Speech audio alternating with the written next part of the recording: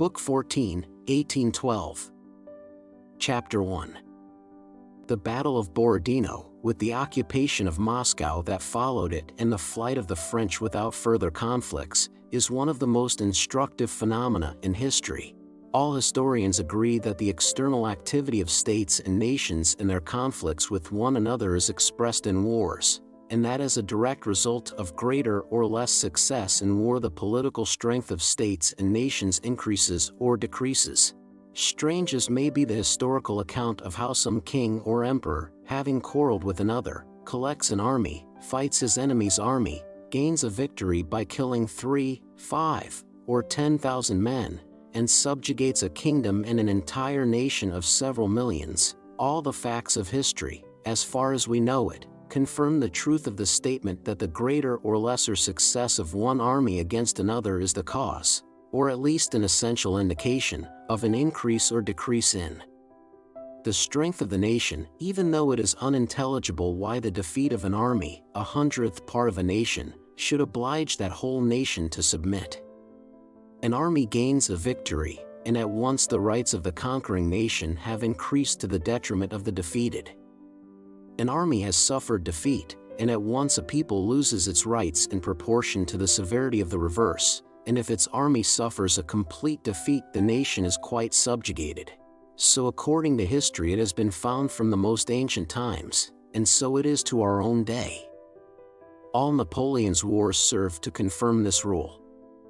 In proportion to the defeat of the Austrian army Austria loses its rights, and the rights and the strength of France increase. The victories of the French at Jena and Auerstadt destroy the independent existence of Prussia. But then, in 1812, the French gain a victory near Moscow.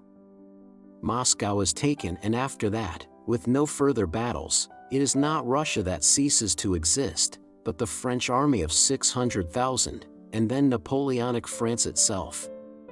To strain the facts to fit the rules of history, to say that the field of battle at Borodino remained in the hands of the Russians, or that after Moscow there were other battles that destroyed Napoleon's army, is impossible. After the French victory at Borodino there was no general engagement nor any that were at all serious, yet the French army ceased to exist. What does this mean? If it were an example taken from the history of China, we might say that it was not an historic phenomenon, which is the historian's usual expedient when anything does not fit their standards. If the matter concerns some brief conflict in which only a small number of troops took part, we might treat it as an exception, but this event occurred before our fathers' eyes, and for them it was a question of the life or death of their fatherland, and it happened in the greatest of all known wars. The period of the campaign of 1812 from the Battle of Borodino to the expulsion of the French proved that the winning of a battle does not produce a conquest and is not even an invariable indication of conquest. It proved that the force which decides the fate of peoples lies not in the conquerors, nor even in armies and battles, but in something else. The French historians, describing the condition of the French army before it left Moscow, affirmed that all was in order in the Grand Army, except the cavalry, the artillery, and the transport. There was no forage for the horses or the cattle.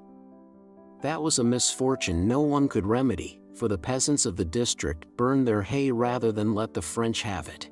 The victory gained did not bring the usual results because the peasants Karp and Vlas, who after the French had evacuated Moscow drove in their carts to pillage the town, and in general personally failed to manifest any heroic feelings, and the whole innumerable multitude of such peasants did not bring their hay to Moscow for the high price offered them, but burned it instead. Let us imagine two men who have come out to fight a duel with rapiers according to all the rules of the art of fencing. The fencing has gone on for some time. Suddenly one of the combatants, feeling himself wounded and understanding that the matter is no joke but concerns his life, throws down his rapier, and seizing the first cudgel that comes to hand begins to brandish it. Then let us imagine that the combatant who so sensibly employed the best and simplest means to attain his end was at the same time influenced by traditions of chivalry and, desiring to conceal the facts of the case, insisted that he had gained his victory with the rapier according to all the rules of art. One can imagine what confusion and obscurity would result from such an account of the duel. The fencer who demanded a contest according to the rules of fencing was the French army. His opponent who threw away the rapier and snatched up the cudgel was the Russian people. Those who try to explain the matter according to the rules of fencing are the historians who have described the event. After the burning of Smolensk, a war began which did not follow any previous traditions of war. The burning of towns and villages, the retreats after battles, the blow dealt at Borodino and the renewed retreat, the burning of Moscow, the capture of marauders, the seizure of transports, and the guerrilla war were all departures from the rules. Napoleon felt this, and from the time he took up the correct fencing attitude in Moscow and instead of his opponent's rapier saw a cudgel raised above his head, he did not cease to complain to Kutuzov and to the Emperor Alexander that the war was being carried on contrary to all the rules, as if there were any rules for killing people. In spite of the complaints of the French as to the non-observance of the rules, in spite of the fact that to some highly placed Russians it seemed rather disgraceful to fight with a cudgel and they wanted to assume a pose en carte or en tierce according to all the rules, and to make an adroit thrust en prime, and so on, the cudgel of the People's War was lifted with all its menacing and majestic strength, and without consulting anyone's tastes or rules and regardless of anything else, it rose and fell with stupid simplicity, but consistently, and belabored the French till the whole invasion had perished. And it is well for a people who do not, as the French did in 1813, salute according to all the rules of art, and, presenting the hilt of their rapier gracefully and politely, hand it to their magnanimous conqueror, but at the moment of trial, without asking what rules others have adopted in similar cases, simply and easily pick up the first cudgel that comes to hand and strike with it till the feeling of resentment and revenge in their soul yields to a feeling of contempt and compassion. Chapter 2. One of the most obvious and advantageous departures from the so-called laws of war is the action of scattered groups against men pressed together in a mass. Such action always occurs in wars that take on a national character. In such actions, instead of two crowds opposing each other, the men disperse, attack singly, run away when attacked by stronger forces, but again attack when opportunity offers. This was done by the guerrillas in Spain, by the mountain tribes in the Caucasus, and by the Russians in 1812. People have called this kind of war guerrilla warfare and assume that by so calling it they have explained its meaning. But such a war does not fit in under any rule and is directly opposed to a well-known rule of tactics which is accepted as infallible. That rule says that an attacker should concentrate his forces in order to be stronger than his opponent at the moment of conflict. Guerrilla war, always successful, as history shows, directly infringes that rule. This contradiction arises from the fact that military science assumes the strength of an army to be identical with its numbers. Military science says that the more troops the greater the strength. Les gros bataillons ont toujours raison. Asterisk. Large battalions are always victorious. For military science to say this is like defining momentum in mechanics by reference to the mass only, stating that momenta are equal or unequal to each other simply because the masses involved are equal or unequal. Momentum, quantity of motion, is the product of mass and velocity. In military affairs, the strength of an army is the product of its mass and some unknown x.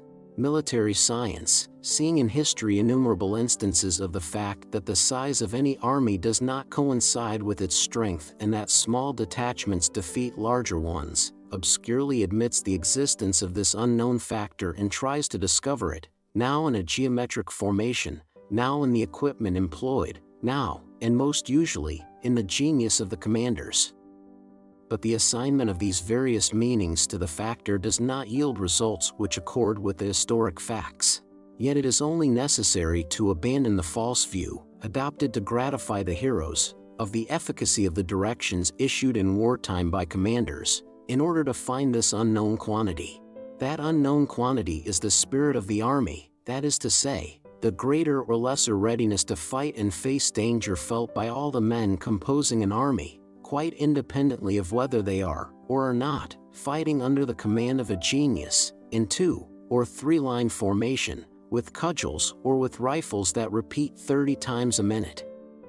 Men who want to fight will always put themselves in the most advantageous conditions for fighting. The spirit of an army is the factor which, multiplied by the mass, gives the resulting force. To define and express the significance of this unknown factor, the spirit of an army, is a problem for science. This problem is only solvable if we cease arbitrarily to substitute for the unknown X itself the conditions under which that force becomes apparent, such as the commands of the general, the equipment employed, and so on, mistaking these for the real significance of the factor, and if we recognize this unknown quantity in its entirety as being the greater or lesser desire to fight and to face danger. Only then, expressing known historic facts by equations and comparing the relative significance of this factor, can we hope to define the unknown. 10 men, battalions, or divisions, fighting 15 men, battalions, or divisions, conquer, that is, kill or take captive, all the others, while themselves losing 4, so that on the one side 4 and on the other 15 were lost. Consequently, the 4 were equal to the 15, and therefore 4x equals 15y. Consequently, x/y equals 15/4. This equation does not give us the value of the unknown factor but gives us a ratio between two unknowns. And by bringing variously selected historic units, battles, campaigns, periods of war, into such equations, a series of numbers could be obtained in which certain laws should exist and might be discovered. The tactical rule that an army should act in masses when attacking, and in smaller groups in retreat, unconsciously confirms the truth that the strength of an army depends on its spirit. To lead men forward under far more discipline, obtainable only by movement in masses, is needed than is needed to resist attacks. But this rule, which leaves out of account the spirit of the army, continually proves incorrect and is in particularly striking contrast to the facts when some strong rise or fall in the spirit of the troops occurs, as in all national wars. The French, retreating in 1812, though according to tactics they should have separated into detachments to defend themselves, congregated into a mass because the spirit of the army had so fallen that only the mass held the army together. The Russians, on the contrary, ought according to tactics to have attacked in mass, but in fact they split up into small units, because their spirit had so risen that separate individuals, without orders, dealt blows at the French without needing any compulsion to induce them to expose themselves to hardships and dangers. Chapter 3. The so-called partisan war began with the entry of the French into Smolensk. Before partisan warfare had been officially recognized by the government, thousands of enemy stragglers, marauders, and foragers had been destroyed by the Cossacks and the peasants, who killed them off as instinctively as dogs worry a stray mad dog to death. Denis Davidov, with his Russian instinct, was the first to recognize the value of this terrible cudgel which, regardless of the rules of military science, destroyed the French, and to him belongs the credit for taking the first step toward regularizing this method of warfare. On August 24, Davidov's first partisan detachment was formed, and then others were recognized. The further the campaign progressed, the more numerous these detachments became. The irregulars destroyed the great army piecemeal. They gathered the fallen leaves that dropped of themselves from that withered tree, the French army, and sometimes shook that tree itself. By October, when the French were fleeing towards Smolensk, there were hundreds of such companies, of various sizes and characters. There were some that adopted all the army methods and had infantry, artillery, staffs, and the comforts of life. Others consisted solely of Cossack cavalry. There were also small scratch groups of foot and horse, and groups of peasants and landowners that remained unknown. A sacristan commanded one party which captured several hundred prisoners in the course of a month, and there was Vasilisa, the wife of a village elder, who slew hundreds of the French. The partisan warfare flamed up most fiercely in the latter days of October. Its first period had passed, when the partisans themselves, amazed at their own boldness, feared every minute to be surrounded and captured by the French, and hid in the forests without unsaddling, hardly daring to dismount and always expecting to be pursued. By the end of October, this kind of warfare had taken definite shape. It had become clear to all what could be ventured against the French and what could not. Now only the commanders of detachments with staffs, and moving according to rules at a distance from the French, still regarded many things as impossible. The small bands that had started their activities long before and had already observed the French closely considered things possible which the commanders of the big detachments did not dare to contemplate. The Cossacks and peasants who crept in among the French now considered everything possible. On October 22, Denisov, who was one of the irregulars, was with his group at the height of the guerrilla enthusiasm. Since early morning he and his party had been on the move. All day long he had been watching from the forest that skirted the highroad a large French convoy of cavalry baggage and Russian prisoners separated from the rest of the army, which, as was learned from spies and prisoners, was moving under a strong escort to Smolensk. Besides Denisov and Dolokhov, who also led a small party and moved in Denisov's vicinity, the commanders of some large divisions with staffs also knew of this convoy and, as Denisov expressed it, were sharpening their teeth for it. Two of the commanders of large parties, one a Pole and the other a German, sent invitations to Denisov almost simultaneously, requesting him to join up with their divisions to attack the convoy.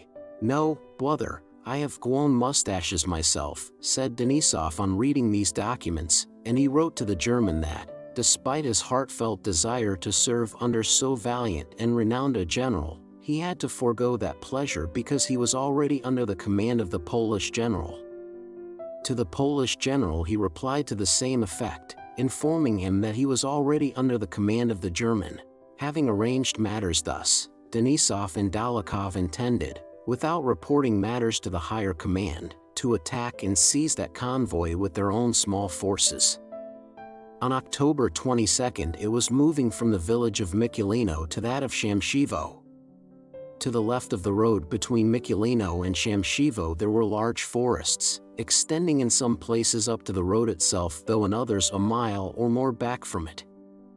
Through these forests Denisov and his party rode all day, sometimes keeping well back in them and sometimes coming to the very edge, but never losing sight of the moving French. That morning, Cossacks of Denisov's party had seized and carried off into the forest 2 wagons loaded with cavalry saddles, which had stuck in the mud not far from Mikulino where the forest ran close to the road. Since then, and until evening, the party had watched the movements of the French without attacking. It was necessary to let the French reach Shamshivo quietly without alarming them, and then, after joining Dolokhov, who was to come that evening to a consultation at a watchman's hut in the forest less than a mile from Shamshivo, to surprise the French at dawn, falling like an avalanche on their heads from 2 sides, en route and capture them all at one blow. In their rear, more than a mile from Mikulino where the forest came right up to the road, 6 Cossacks were posted to report if any fresh columns of French should show themselves. Beyond Shamshivo, Dolokhov was to observe the road in the same way, to find out at what distance there were other French troops. They reckoned that the convoy had 1,500 men.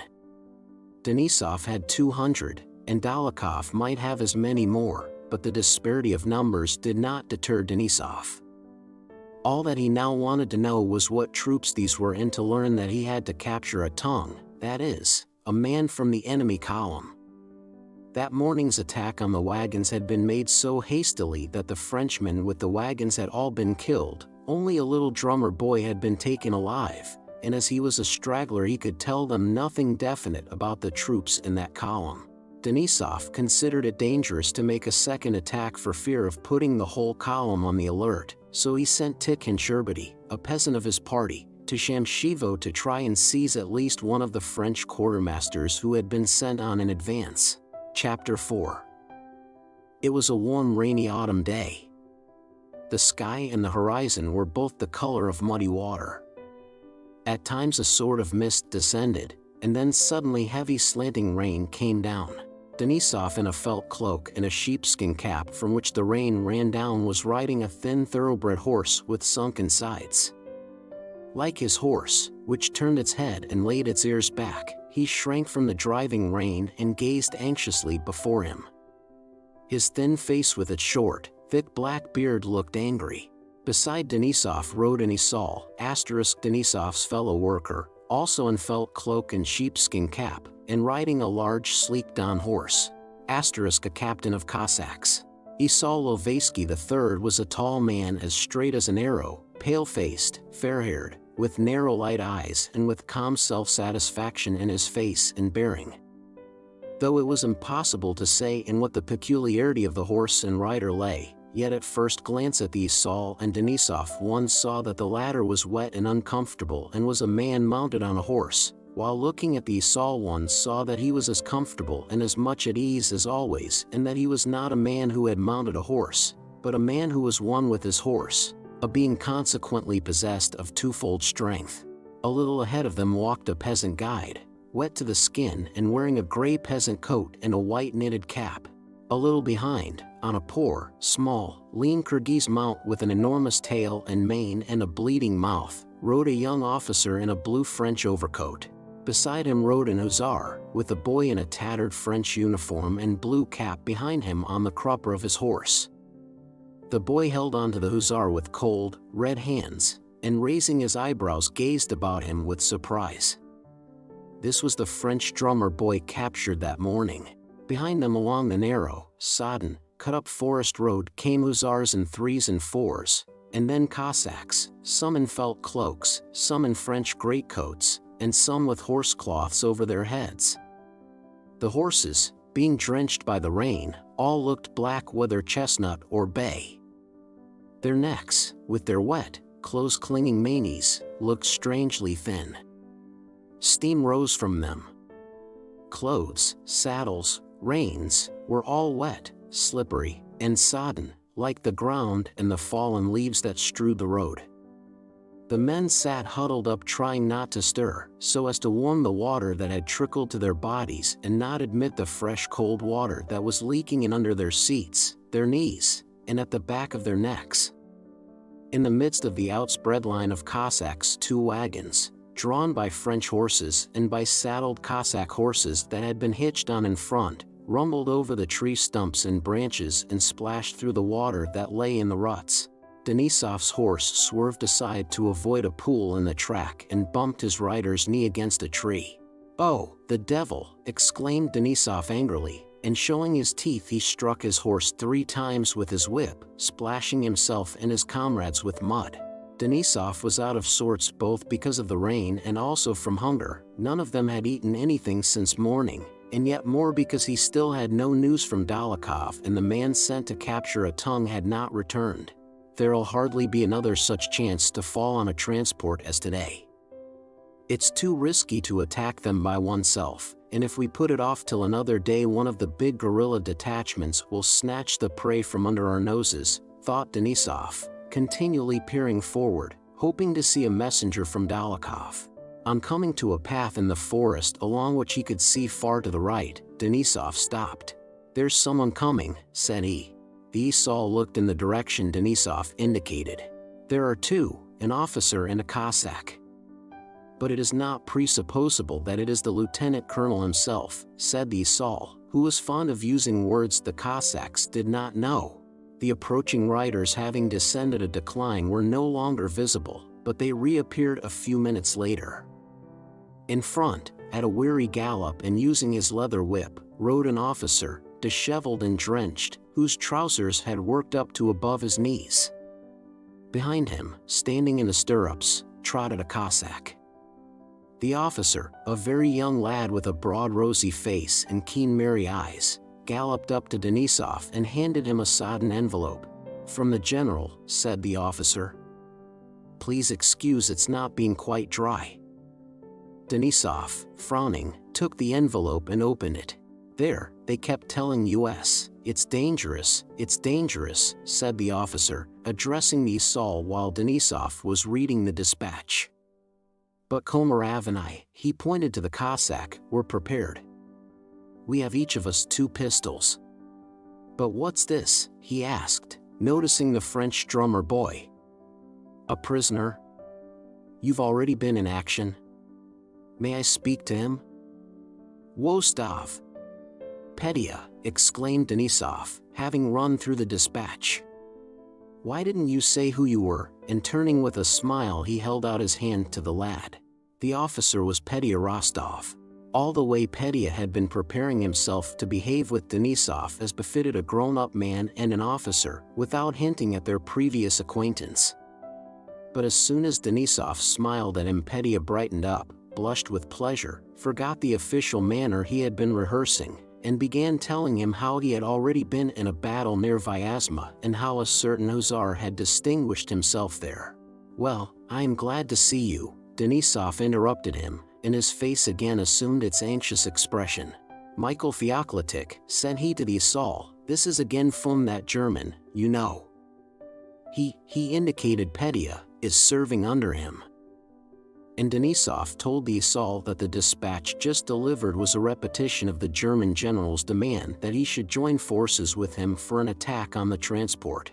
"If we don't take it tomorrow, he'll snatch it from under our noses," he added.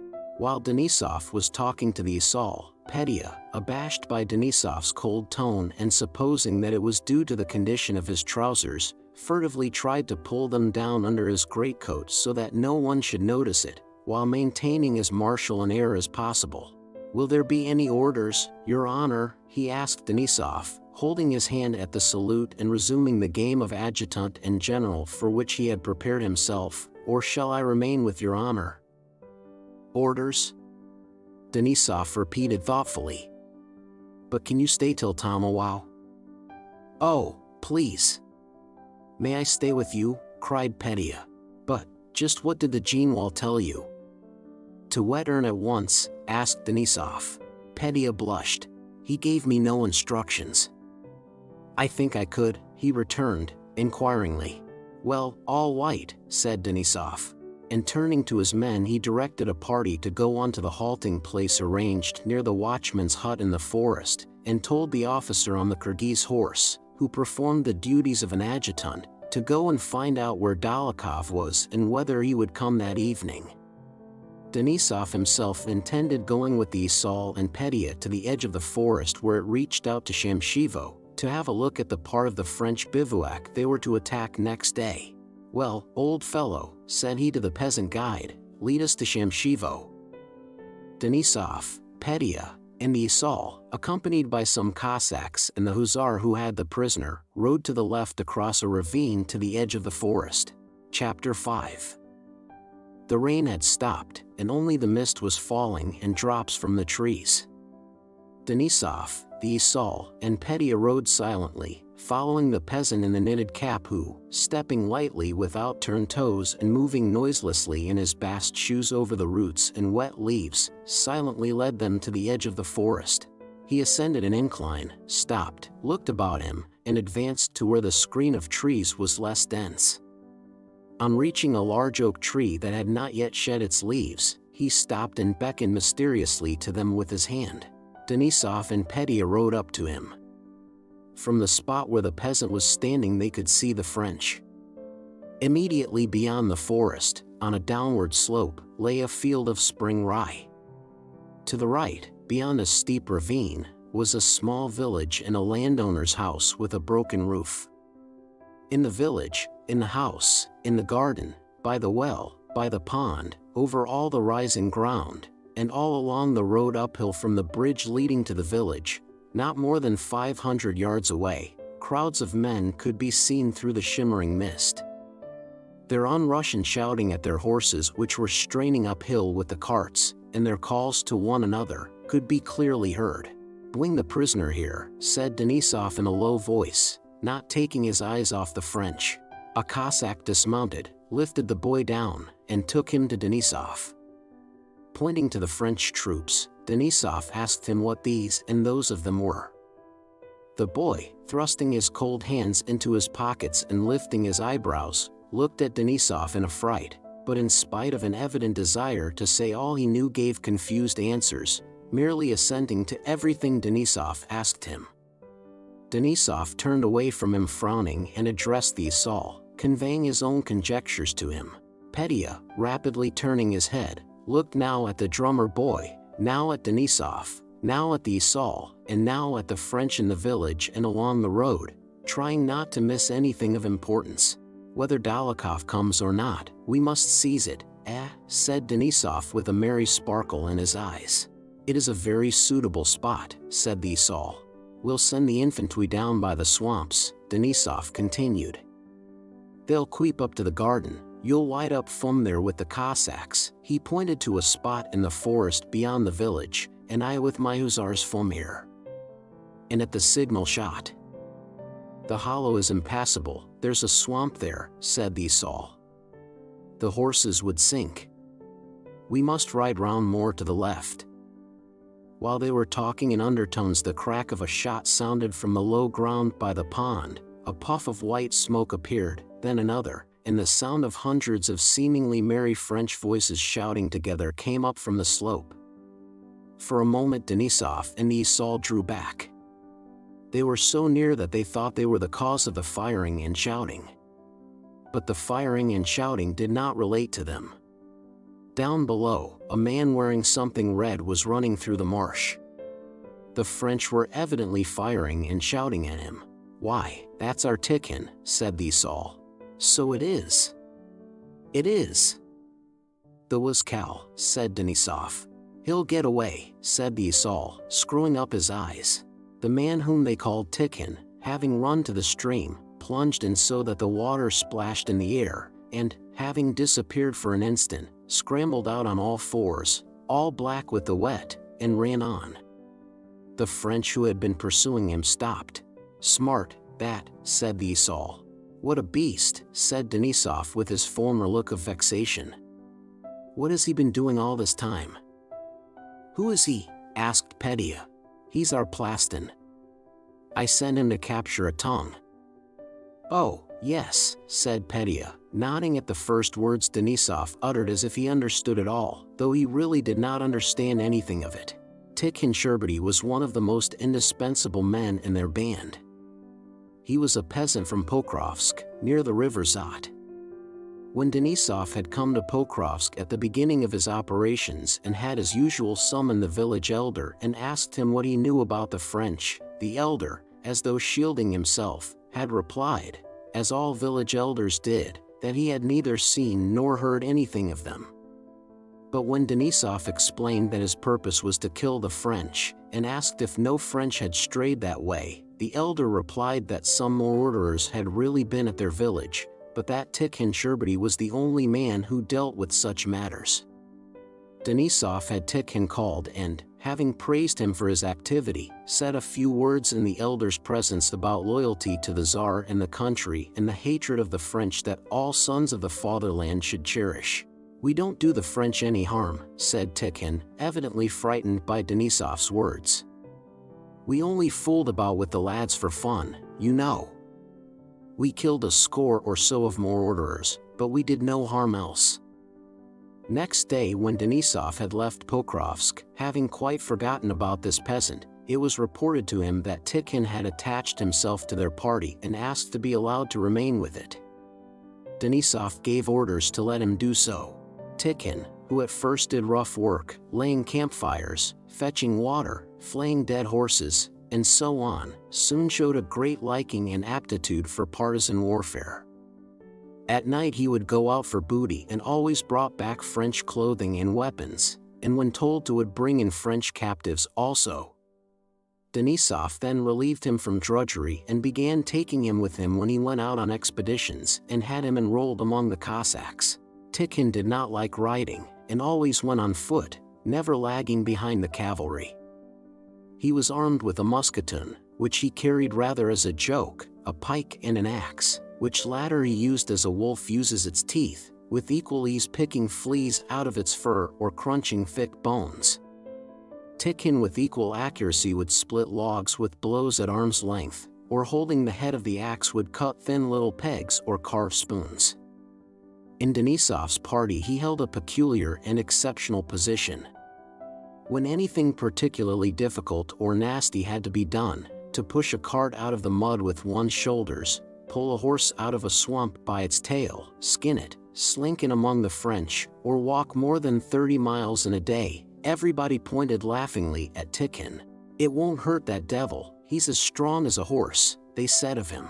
Once a Frenchman Tikhon was trying to capture fired a pistol at him and shot him in the fleshy part of the back. That wound, which Tikhon treated only with internal and external applications of vodka, was the subject of the liveliest jokes by the whole detachment, jokes in which Tikhon readily joined. "Hello, mate. Never again?" Gave you a twist, the Cossacks would banter him.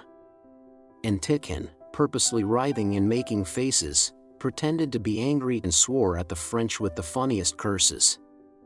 The only effect of this incident on Tikhon was that after being wounded he seldom brought in prisoners. He was the bravest and most useful man in the party. No one found more opportunities for attacking, no one captured or killed more Frenchmen, and consequently he was made the buffoon of all the Cossacks and Hussars and willingly accepted that role.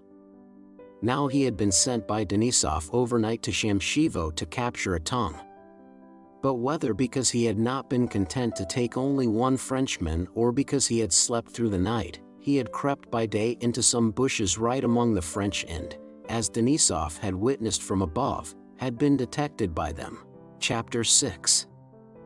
After talking for some time with the Isal about next day's attack, which now, seeing how near they were to the French, he seemed to have definitely decided on, Denisov turned his horse and rode back.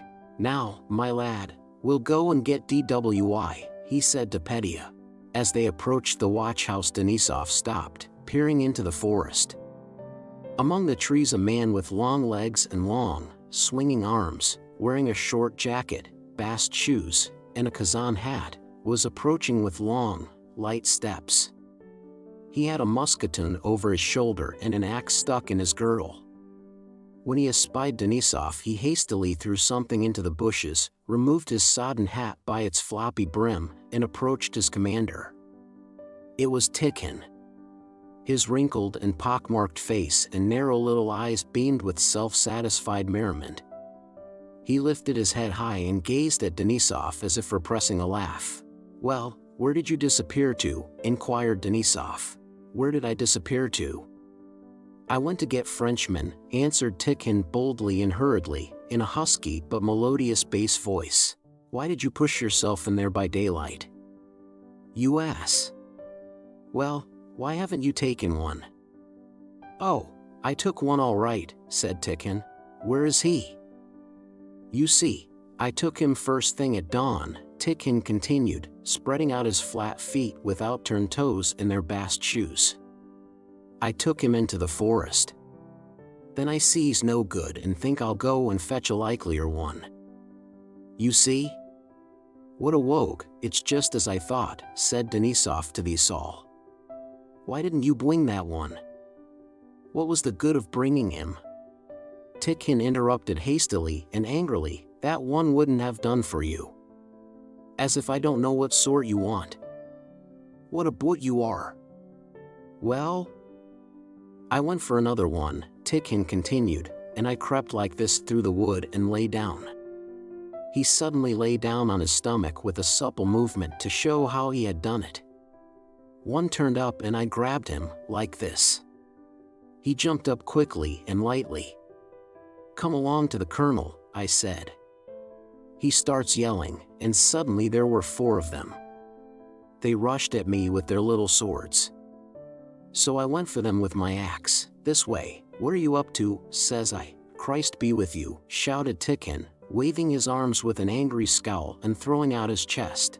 "Yes, we saw from the hill how you took to your heels through the puddles," said the Isal, screwing up his glittering eyes. Petya badly wanted to laugh, but noticed that they all refrained from laughing. He turned his eyes rapidly from Tikhon's face to the Isal's and Denisov's, unable to make out what it all meant. "Don't play the fool," said Denisov, coughing angrily. "Why didn't you bring the first one?" Tikhon scratched his back with one hand and his head with the other, then suddenly his whole face expanded into a beaming, foolish grin, disclosing a gap where he had lost a tooth, That was why he was called Sherbety, the gap-toothed. Denisov smiled, and Petya burst into a peal of merry laughter in which Tikhon himself joined. "Oh, but he was a regular good-for-nothing," said Tikhon. "The clothes on him, poor stuff. How could I bring him? And so rude, your honor. Why, he says, I'm a general's son myself, I won't go, he says." "You are a brute," said Denisov. "I wanted to question." "But I questioned him," said Tikhon. "He said he didn't know much. There are a lot of us, he says, but all poor stuff, only soldiers in name, he says. Shout loud at them, he says, and you'll take them all," Tikhon concluded, looking cheerfully and resolutely into Denisov's eyes. "I'll give you 100 sharp lashes, that'll teach you to play the fool," said Denisov severely. "But why are you angry?" remonstrated Tikhon, "just as if I'd never seen your Frenchman. Only wait till it gets dark and I'll fetch you any of them you want, 3 if you like." "Well, let's go," said Denisov, and rode all the way to the watchhouse in silence and frowning angrily. Tikhon followed behind, and Petya heard the Cossacks laughing with him and at him about some pair of boots he had thrown into the bushes. When the fit of laughter that had seized him at Tikhon's words and smile had passed and Petya realized for a moment that this Tikhon had killed a man, he felt uneasy. He looked round at the captive drummer boy and felt a pang in his heart. But this uneasiness lasted only a moment. He felt it necessary to hold his head higher, to brace himself, and to question the esaul with an air of importance about tomorrow's undertaking, that he might not be unworthy of the company in which he found himself. The officer who had been sent to inquire met Denisov on the way with the news that Dolokhov was soon coming and that all was well with him. Denisov at once cheered up and, calling Petya to him, said, "Well, tell me about yourself." Chapter 7. Petya, having left his people after their departure from Moscow, joined his regiment and was soon taken as orderly by a general commanding a large guerrilla detachment. From the time he received his commission, and especially since he had joined the active army and taken part in the Battle of Vyazma, Petya had been in a constant state of blissful excitement at being grown up and in a perpetual ecstatic hurry not to miss any chance to do something really heroic. He was highly delighted with what he saw and experienced in the army, but at the same time it always seemed to him that the really heroic exploits were being performed just where he did not happen to be. And he was always in a hurry to get where he was not. When on the 21st of October his general expressed a wish to send somebody to Denisov's detachment, Petya begged so piteously to be sent that the general could not refuse. But when dispatching him he recalled Petya's mad action at the Battle of Vyazma, where instead of riding by the road to the place to which he had been sent, he had galloped to the advanced line under the fire of the French and had there twice fired his pistol. So now the general explicitly forbade his taking part in any action whatever of Denisov's. That was why Petya had blushed and grown confused when Denisov asked him whether he could stay. Before they had ridden to the outskirts of the forest, Petya had considered he must carry out his instructions strictly and return at once. But when he saw the French and saw Tikhon and learned that there would certainly be an attack that night, he decided, with the rapidity with which young people change their views, that the general, whom he had greatly respected till then, was a rubbishy German, that Denisov was a hero, the esaul a hero, and Tikhon a hero too, and that it would be shameful for him to leave them at a moment of difficulty. It was already growing dusk when Denisov, Petya, and the esaul rode up to the watchhouse. In the twilight saddled horses could be seen, and Cossacks and hussars who had rigged up rough shelters in the glade and were kindling glowing fires in a hollow of the forest where the French could not see the smoke. In the passage of the small watchhouse a Cossack with sleeves rolled up was chopping some mutton. In the room 3 officers of Denisov's band were converting a door into a tabletop. Petya took off his wet clothes, gave them to be dried, and at once began helping the officers to fix up the dinner table. In 10 minutes the table was ready and a napkin spread on it. On the table were vodka, a flask of rum, white bread, roast mutton, and salt. Sitting at table with the officers and tearing the fat savory mutton with his hands, down which the grease trickled, Petya was in an ecstatic childish state of love for all men, and consequently of confidence that others loved him in the same way. "So then what do you think, Vasily Dmitrich?" said he to Denisov. "It's all right my staying a day with you?" And not waiting for a reply, he answered his own question. "You see, I was told to find out. Well, I am finding out. Only do let me into the chief. I don't want a reward. But I want." Petya clenched his teeth and looked around, throwing back his head and flourishing his arms. "Into the viewy chief," Denisov repeated with a smile. "Only, please let me command something, so that I may really command," Petya went on. "What would it be to you?" "Oh, you want a knife," he said, turning to an officer who wished to cut himself a piece of mutton, and he handed him his clasp knife. The officer admired it. "Please keep it." "I have several like it," said Petya, blushing. "Heavens! I was quite forgetting," he suddenly cried.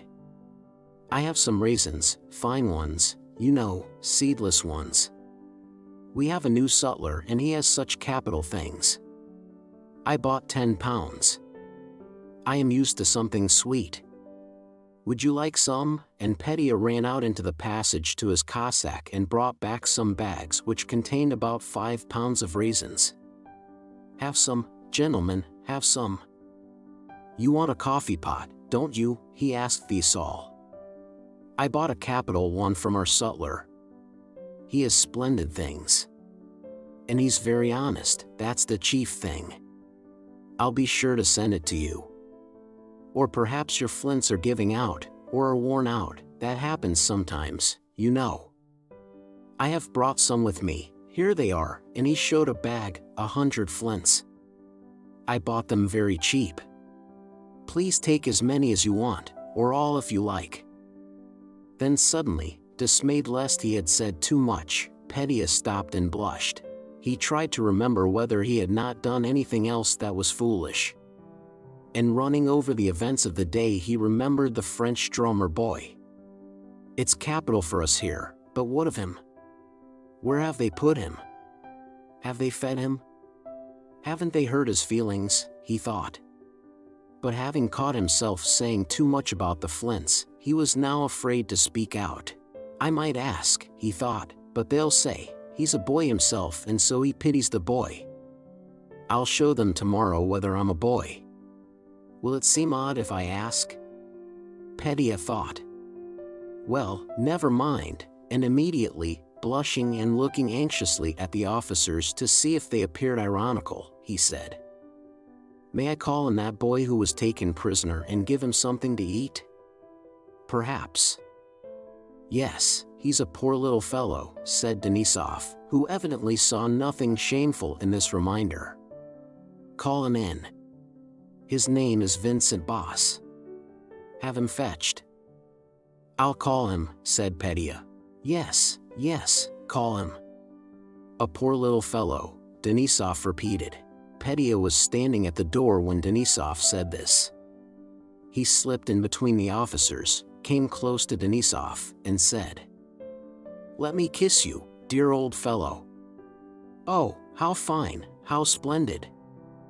And having kissed Denisov, he ran out of the hut. "Boss! Vincent!" Petya cried, stopping outside the door. "Who do you want, sir?" asked a voice in the darkness. Petya replied that he wanted the French lad who had been captured that day. "Ah, Vesiny," said a Cossack. Vincent, the boy's name, had already been changed by the Cossacks into Vesiny, Vernal, and into Vasinya by the peasants and soldiers. In both these adaptations, the reference to spring, Vesna, matched the impression made by the young lad. He is warming himself there by the bonfire. "Ho, Vasinya! Vasinya, Vesiny," laughing voices were heard calling to one another in the darkness. "He's a smart lad," said an hussar standing near Petya. "We gave him something to eat a while ago. He was awfully hungry." The sound of bare feet splashing through the mud was heard in the darkness, and the drummer boy came to the door. "Ah, c'est vous," said Pédia. "Voulez-vous manger?" "N'ayez pas peur, on ne vous fera pas de mal," he added shyly and affectionately, touching the boy's hand. "Entrez, entrez." Two. Ah, it's you. Do you want something to eat? Don't be afraid, they won't hurt you. Two. Come in, come in. Merci, monsieur, said the drummer boy in a trembling, almost childish voice, and he began scraping his dirty feet on the threshold. Thank you, sir. There were many things Pédia wanted to say to the drummer boy, but did not dare to. He stood irresolutely beside him in the passage. Then in the darkness he took the boy's hand and pressed it. Come in, he repeated in a gentle whisper. Oh, what can I do for him, he thought, and opening the door he let the boy pass in first. When the boy had entered the hut, Pédia sat down at a distance from him, considering it beneath his dignity to pay attention to him. But he fingered the money in his pocket and wondered whether it would seem ridiculous to give some to the drummer boy. Chapter 8.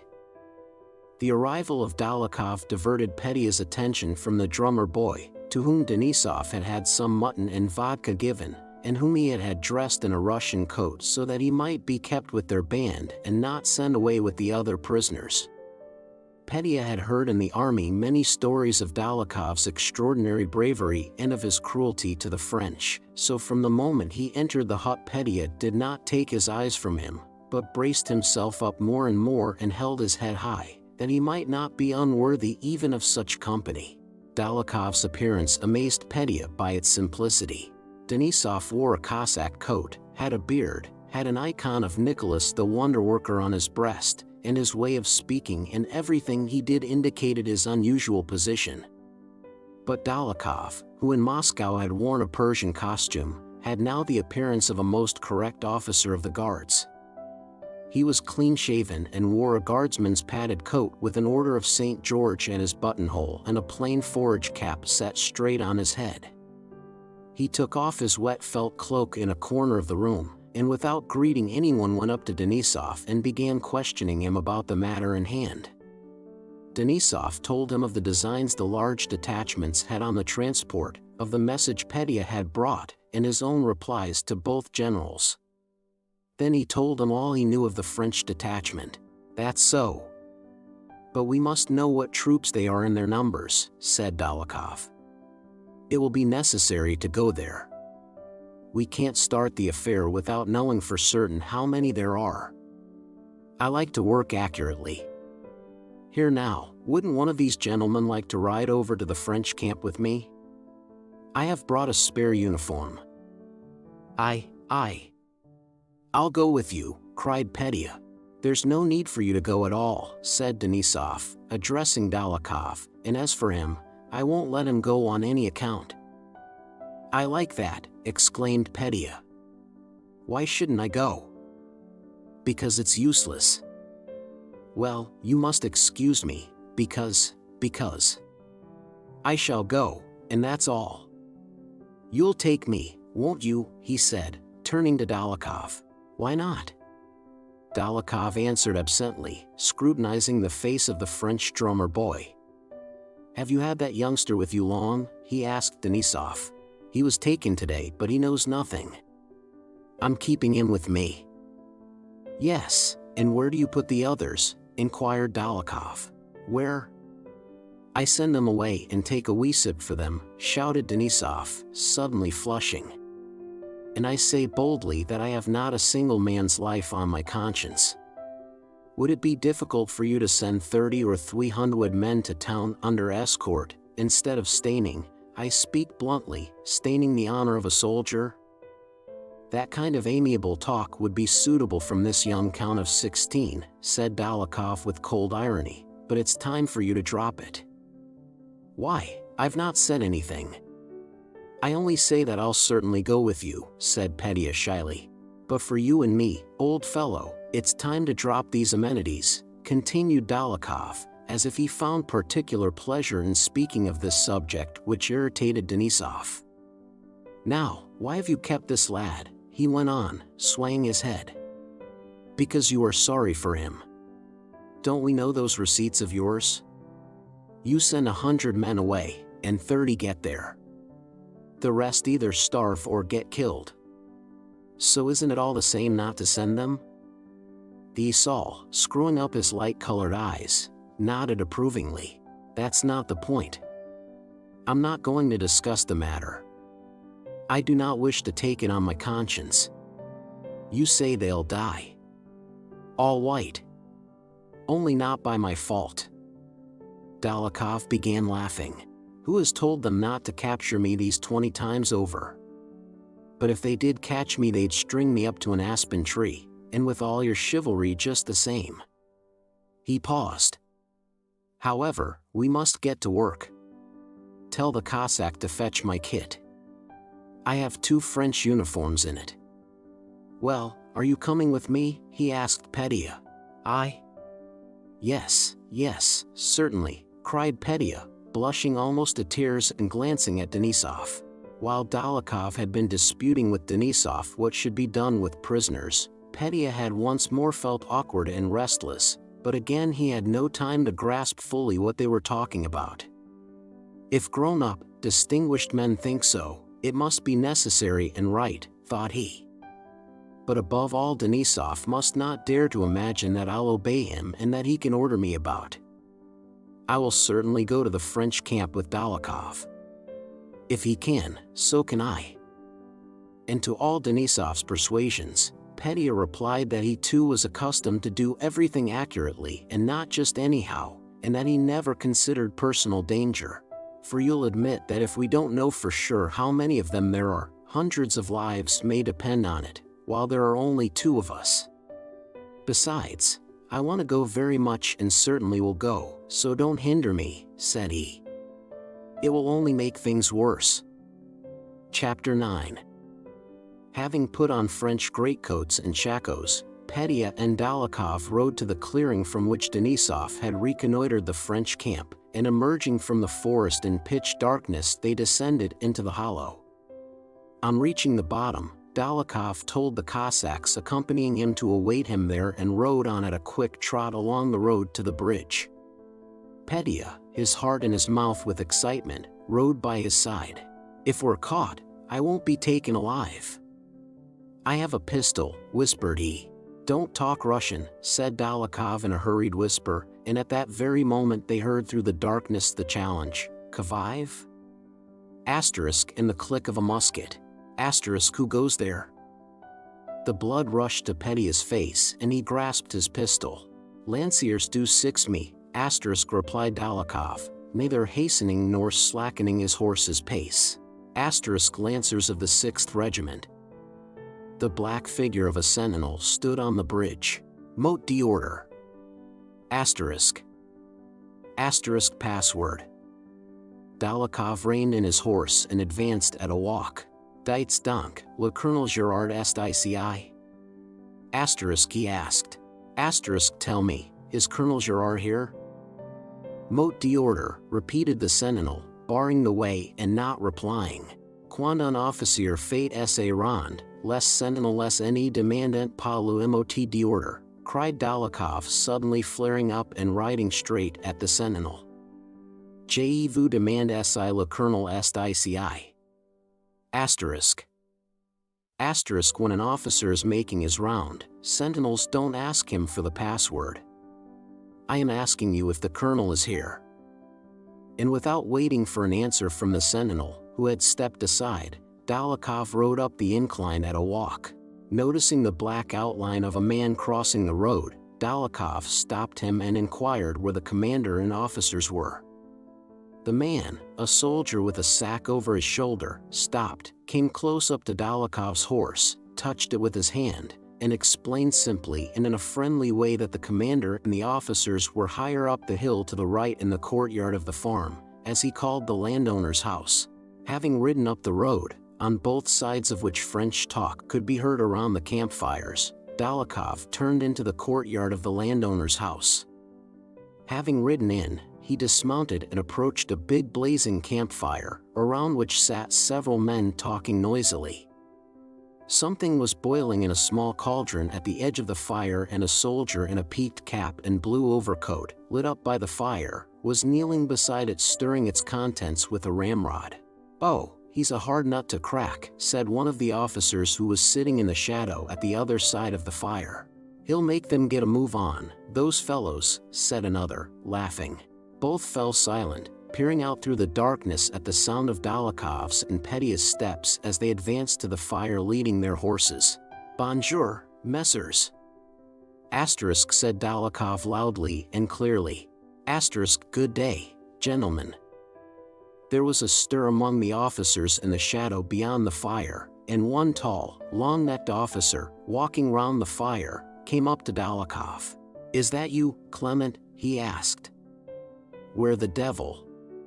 But, noticing his mistake, he broke off short and, with a frown, greeted Dólokhov as a stranger, asking what he could do for him.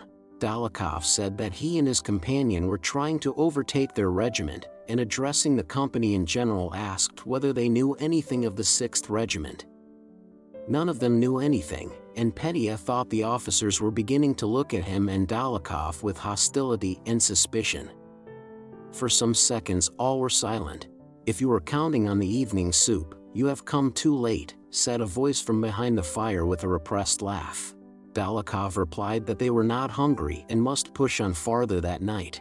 He handed the horses over to the soldier who was stirring the pot and squatted down on his heels by the fire beside the officer with the long neck. That officer did not take his eyes from Dólokhov and again asked to what regiment he belonged. Dólokhov, as if he had not heard the question, did not reply, but lighting a short French pipe which he took from his pocket began asking the officer and how far the road before them was safe from Cossacks. "Those brigands are everywhere," replied an officer from behind the fire. Dólokhov remarked that the Cossacks were a danger only to stragglers such as his companion and himself, but probably they would not dare to attack large detachments, he added inquiringly. No one replied. "Well, now he'll come away," Petya thought every moment as he stood by the campfire listening to the talk. But Dólokhov restarted the conversation which had dropped and began putting direct questions as to how many men there were in the battalion, how many battalions, and how many prisoners. Asking about the Russian prisoners with that detachment, Dólokhov said. "A horrid business dragging these corpses about with one. It would be better to shoot such rabble," and burst into loud laughter, so strange that Petya thought the French would immediately detect their disguise, and involuntarily took a step back from the campfire. No one replied a word to Dólokhov's laughter, and a French officer whom they could not see, he lay wrapped in a greatcoat, rose and whispered something to a companion. Dólokhov got up and called to the soldier who was holding their horses. "Will they bring our horses or not?" thought Petya, instinctively drawing nearer to Dólokhov. The horses were brought. "Good evening, gentlemen," said Dólokhov. Petya wished to say good night but could not utter a word. The officers were whispering together. Dólokhov was a long time mounting his horse which would not stand still, then he rode out of the yard at a foot pace. Petya rode beside him, longing to look round to see whether or not the French were running after them, but not daring to. Coming out onto the road, Dólokhov did not ride back across the open country, but through the village. At one spot he stopped and listened. "Do you hear?" he asked. Petya recognized the sound of Russian voices and saw the dark figures of Russian prisoners round their campfires. When they had descended to the bridge, Petya and Dólokhov rode past the sentinel, who without saying a word paced morosely up and down it. Then they descended into the hollow where the Cossacks awaited them. "Well now, goodbye. Tell Denisov, at the first shot at daybreak," said Dólokhov, and was about to ride away, but Petya seized hold of him. "Really," he cried, "you are such a hero. Oh, how fine, how splendid. How I love you." All right," said Dólokhov. But Petya did not let go of him, and Dólokhov saw through the gloom that Petya was bending toward him and wanted to kiss him. Dolokhov kissed him, laughed, turned his horse, and vanished into the darkness. Chapter 10. Having returned to the watchman's hut, Petya found Denisov in the passage. He was awaiting Petya's return in a state of agitation, anxiety, and self-reproach for having let him go. "Thank God," he exclaimed. "Yes, thank God," he repeated, listening to Petya's rapturous account. "But, devil take you, I haven't slept because of you." "Well, thank God. Now lie down. We can still get a nap before morning." "But, no," said Petya, "I don't want to sleep yet. Besides, I know myself, if I fall asleep it's finished. And then I am used to not sleeping before a battle." He sat a while in the hut, joyfully recalling the details of his expedition and vividly picturing to himself what would happen next day. Then, noticing that Denisov was asleep, he rose and went out of doors. It was still quite dark outside. The rain was over, but drops were still falling from the trees. Near the watchman's hut, the black shapes of the Cossack shanties and of horses tethered together could be seen. Behind the hut, the dark shapes of the two wagons with their horses beside them were discernible, and in the hollow the dying campfire gleamed red. Not all the Cossacks and Hussars were asleep. Here and there, amid the sounds of falling drops and the munching of the horses nearby, could be heard low voices which seemed to be whispering. Petya came out, peered into the darkness, and went up to the wagons. Someone was snoring under them, and around them stood saddled horses munching their oats. In the dark, Petya recognized his own horse, which he called Karabagh, though it was of Ukrainian breed, and went up to it. "Well, Karabagh, we'll do some service tomorrow," said he, sniffing its nostrils and kissing it. "Why aren't you asleep, sir?" said a Cossack who was sitting under a wagon. "No, Likhachev, isn't that your name? Do you know I have only just come back? We've been into the French camp." And Petya gave the Cossack a detailed account not only of his ride but also of his object, and why he considered it better to risk his life than to act just anyhow. "Well, you should get some sleep now," said the Cossack. "No, I am used to this," said Petya. "I say, aren't the flints in your pistols worn out? I brought some with me. Don't you want any? You can have some." The Cossack bent forward from under the wagon to get a closer look at Petya. "Because I am accustomed to doing everything accurately," said Petya. "Some fellows do things just anyhow, without preparation, and then they're sorry for it afterwards. I don't like that." "Just so," said the Cossack. "Oh yes, another thing. Please, my dear fellow, will you sharpen my saber for me?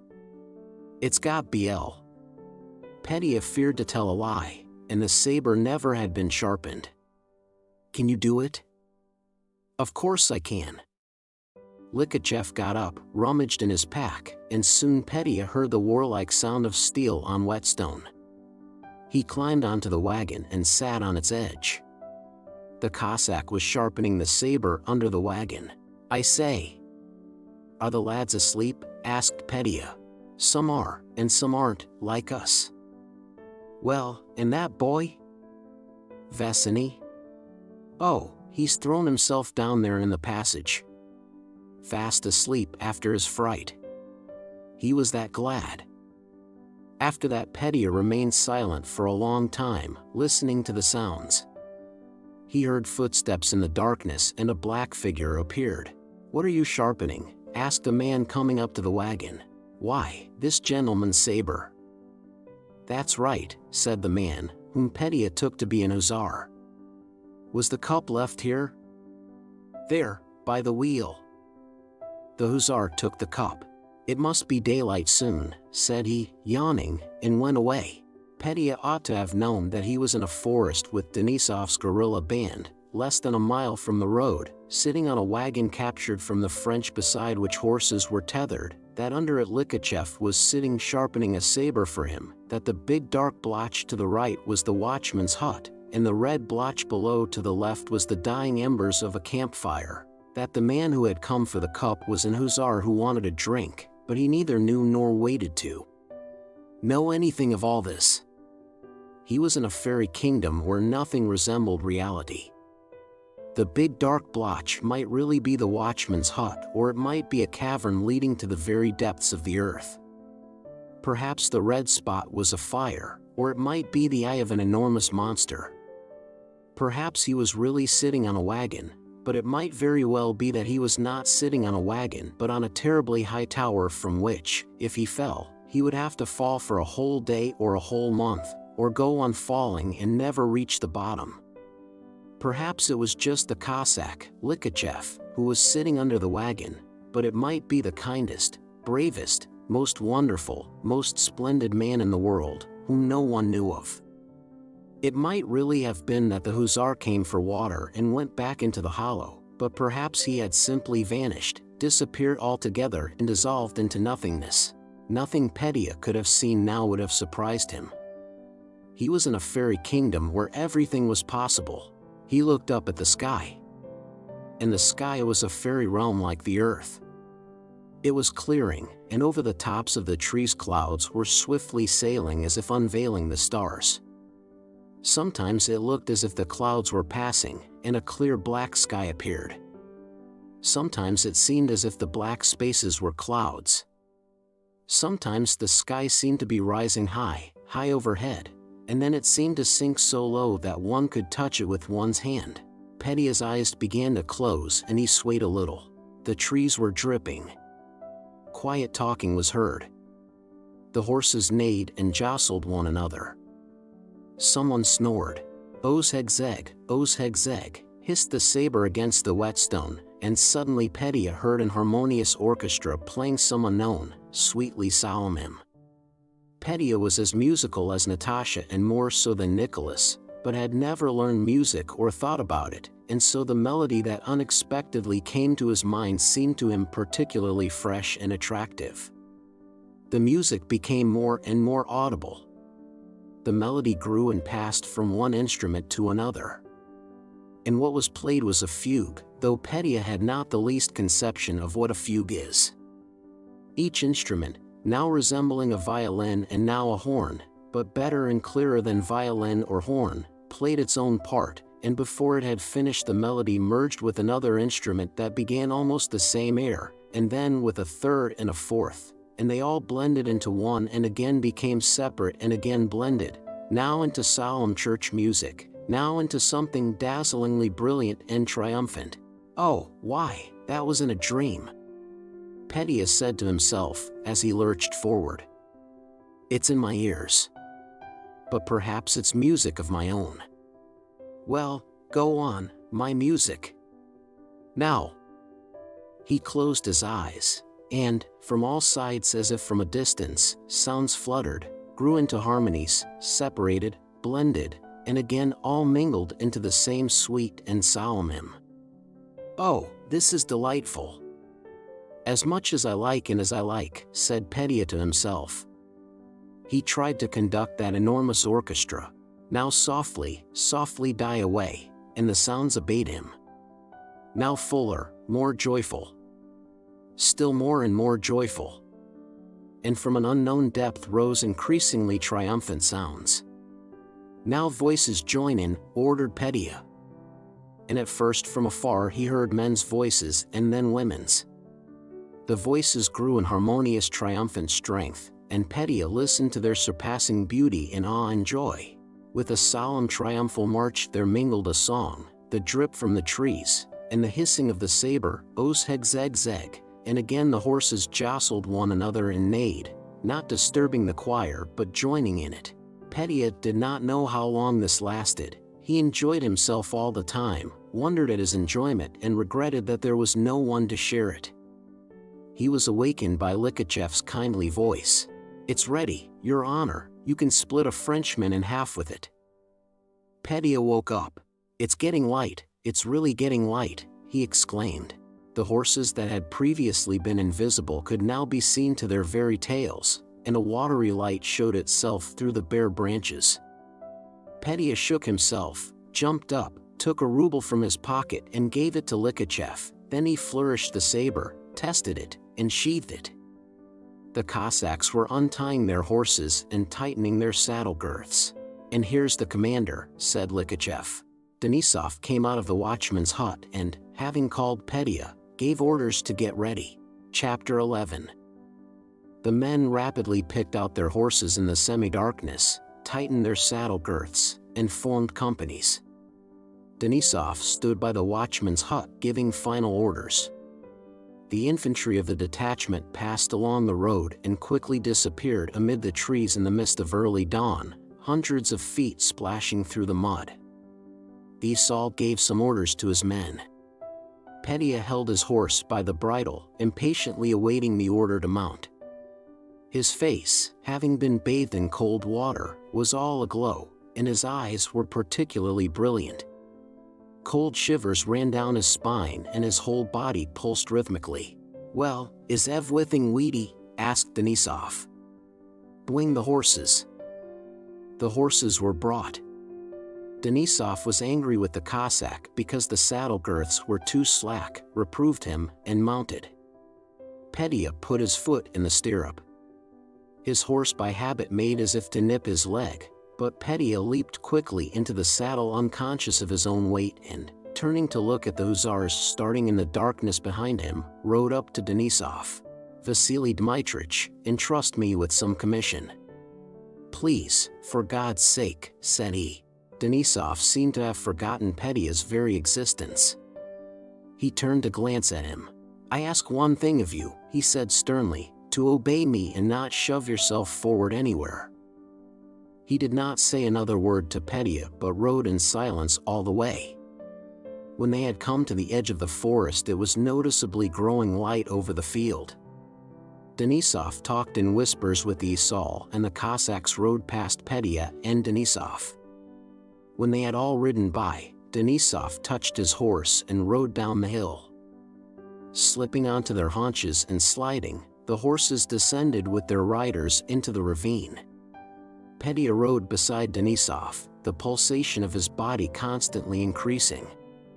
It was getting lighter and lighter, but the mist still hid distant objects.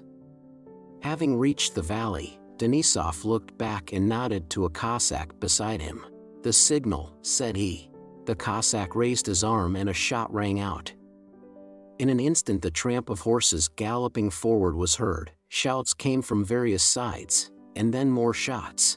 At the first sound of trampling hoofs and shouting, Petya lashed his horse and loosening his rein galloped forward, not heeding Denisov who shouted at him. It seemed to Petya that at the moment the shot was fired it suddenly became as bright as noon. He galloped to the bridge. Cossacks were galloping along the road in front of him. On the bridge he collided with a Cossack who had fallen behind, but he galloped on. In front of him soldiers, probably Frenchmen, were running from right to left across the road. One of them fell in the mud under his horse's feet. Cossacks were crowding about a hut, busy with something. From the midst of that crowd terrible screams arose. Petya galloped up, and the first thing he saw was the pale face and trembling jaw of a Frenchman, clutching the handle of a lance that had been aimed at him. "Hurrah! Lads!" "Ours!" shouted Petya, and giving rein to his excited horse he galloped forward along the village street. He could hear shooting ahead of him. Cossacks, hussars, and ragged Russian prisoners, who had come running from both sides of the road, were shouting something loudly and incoherently. A gallant-looking Frenchman, in a blue overcoat, capless, and with a frowning red face, had been defending himself against the hussars. When Petya galloped up, the Frenchman had already fallen. "Too late again," flashed through Petya's mind, and he galloped on to the place from which the rapid firing could be heard. The shots came from the yard of the landowner's house he had visited the night before with Dolokhov. The French were making a stand there behind a wattle fence in a garden thickly overgrown with bushes and were firing at the Cossacks who crowded at the gateway.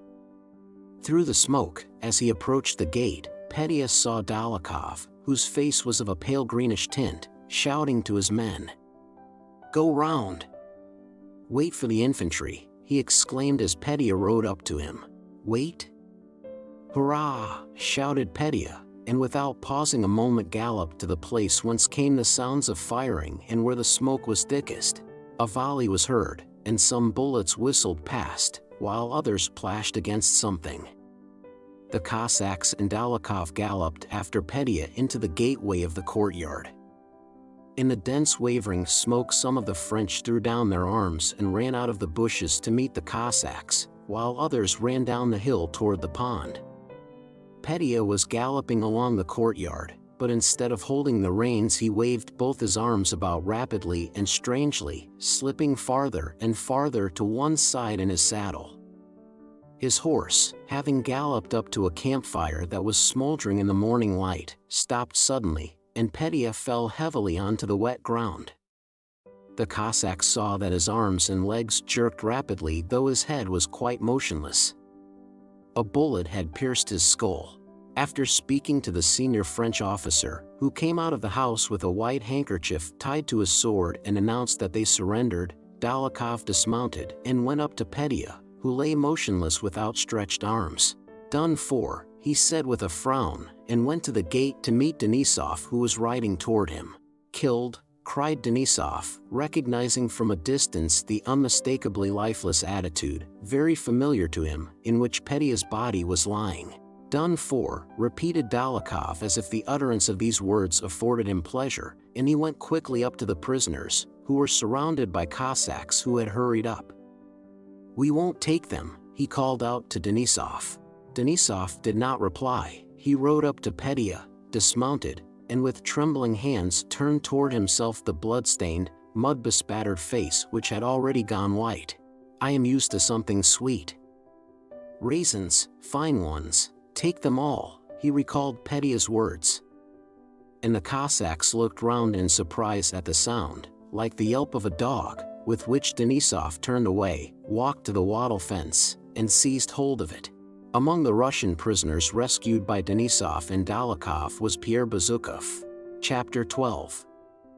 During the whole of their march from Moscow, no fresh orders had been issued by the French authorities concerning the party of prisoners among whom was Pierre. On the 22nd of October, that party was no longer with the same troops and baggage trains with which it had left Moscow. Half the wagons laden with hardtack that had traveled the first stages with them had been captured by Cossacks, the other half had gone on ahead. Not one of those dismounted cavalrymen who had marched in front of the prisoners was left, they had all disappeared. The artillery the prisoners had seen in front of them during the first days was now replaced by Marshal Junot's enormous baggage train, convoyed by Westphalians. Behind the prisoners came a cavalry baggage train. From Vyazma onwards the French army, which had till then moved in 3 columns, went on as a single group. The symptoms of disorder that Pierre had noticed at their first halting place after leaving Moscow had now reached the utmost limit. The road along which they moved was bordered on both sides by dead horses. Ragged men who had fallen behind from various regiments continually changed about, now joining the moving column, now again lagging behind it. Several times during the march false alarms had been given, and the soldiers of the escort had raised their muskets, fired, and run headlong, crushing one another, but had afterwards reassembled and abused each other for their causeless panic. These 3 groups traveling together, the cavalry stores, the convoy of prisoners, and Junot's baggage train, still constituted a separate and united whole, though each of the groups was rapidly melting away. Of the artillery baggage train, which had consisted of 120 wagons, not more than 60 now remained, the rest had been captured or left behind. Some of Junot's wagons also had been captured or abandoned. 3 wagons had been raided and robbed by stragglers from Davout's corps. From the talk of the Germans, Pierre learned that a larger guard had been allotted to that baggage train than to the prisoners, and that one of their comrades, a German soldier, had been shot by the marshal's own order because a silver spoon belonging to the marshal had been found in his possession. The group of prisoners had melted away most of all. Of the 330 men who had set out from Moscow, fewer than 100 now remained. The prisoners were more burdensome to the escort than even the cavalry saddles or Junot's baggage. They understood that the saddles and Junot's spoon might be of some use, but that cold and hungry soldiers should have to stand and guard equally cold and hungry Russians who froze and lagged behind on the road, in which case the order was to shoot them, was not merely incomprehensible but revolting. And the escort, as if afraid, in the grievous condition they themselves were in, of giving way to the pity they felt for the prisoners and so rendering their own plight still worse, treated them with particular moroseness and severity. At Dorogobuz, while the soldiers of the convoy, after locking the prisoners in a stable, had gone off to pillage their own stores, several of the soldier prisoners tunneled under the wall and ran away, but were recaptured by the French and shot. The arrangement adopted when they started, that the officer prisoners should be kept separate from the rest, had long since been abandoned. All who could walk went together, and after the third stage Pierre had rejoined Karateev and the grey-blue bandy-legged dog that had chosen Karateev for its master. On the third day after leaving Moscow, Karateev again fell ill with the fever he had suffered from in the hospital in Moscow, and as he grew gradually weaker Pierre kept away from him. Pierre did not know why, but since Karateev had begun to grow weaker it had cost him an effort to go near him. When he did so and heard the subdued moaning with which Karateev generally lay down at the halting places, and when he smelled the odor emanating from him which was now stronger than before, Pierre moved farther away and did not think about him. While imprisoned in the shed, Pierre had learned not with his intellect but with his whole being, by life itself, that man is created for happiness, that happiness is within him, in the satisfaction of simple human needs, and that all unhappiness arises not from privation but from superfluity. And now during these last 3 weeks of the march he had learned still another new, consolatory truth, that nothing in this world is terrible. He had learned that as there is no condition in which man can be happy and entirely free, so there is no condition in which he need be unhappy and lack freedom. He learned that suffering and freedom have their limits and that those limits are very near together, that the person in a bed of roses with one crumpled petal suffered as keenly as he now, sleeping on the bare damp earth with one side growing chilled while the other was warming, and that when he had put on tight dancing shoes he had suffered just as he did now when he walked with bare feet that were covered with sores, his footgear having long since fallen to pieces. He discovered that when he had married his wife, of his own free will as it had seemed to him, he had been no more free than now when they locked him up at night in a stable. Of all that he himself subsequently termed his sufferings, but which at the time he scarcely felt, the worst was the state of his bare, raw, and scab-covered feet. The horseflesh was appetizing and nourishing, the saltpeter flavor of the gunpowder they used instead of salt was even pleasant, there was no great cold, it was always warm walking in the daytime, and at night there were the campfires, the lice that devoured him warmed his body. The one thing that was at first hard to bear was his feet. After the second day's march Pierre, having examined his feet by the campfire, thought it would be impossible to walk on them, but when everybody got up he went along, limping, and, when he had warmed up, walked without feeling the pain, though at night his feet were more terrible to look at than before. However, he did not look at them now, but thought of other things. Only now did Pierre realize the full strength of life in man and the saving power he has of transferring his attention from one thing to another, which is like the safety valve of a boiler that allows superfluous steam to blow off when the pressure exceeds a certain limit. He did not see and did not hear how they shot the prisoners who lagged behind, though more than 100 perished in that way. He did not think of Karateev, who grew weaker every day and evidently would soon have to share that fate. Still less did Pierre think about himself. The harder his position became and the more terrible the future, the more independent of that position in which he found himself were the joyful and comforting thoughts, memories, and imaginings that came to him. Chapter 13. At midday on the 22nd of October Pierre was going uphill along the muddy, slippery road, looking at his feet and at the roughness of the way. Occasionally he glanced at the familiar crowd around him and then again at his feet. The former and the latter were alike familiar and his own. The blue-gray bandy-legged dog ran merrily along the side of the road, sometimes in proof of its agility and self-satisfaction lifting one hind leg and hopping along on three, and then again going on all four and rushing to bark at the crows that sat on the carrion. The dog was merrier and sleeker than it had been in Moscow. All around lay the flesh of different animals, from men to horses, in various stages of decomposition, and as the wolves were kept off by the passing men, the dog could eat all it wanted. It had been raining since morning and had seemed as if at any moment it might cease and the sky clear, but after a short break it began raining harder than before.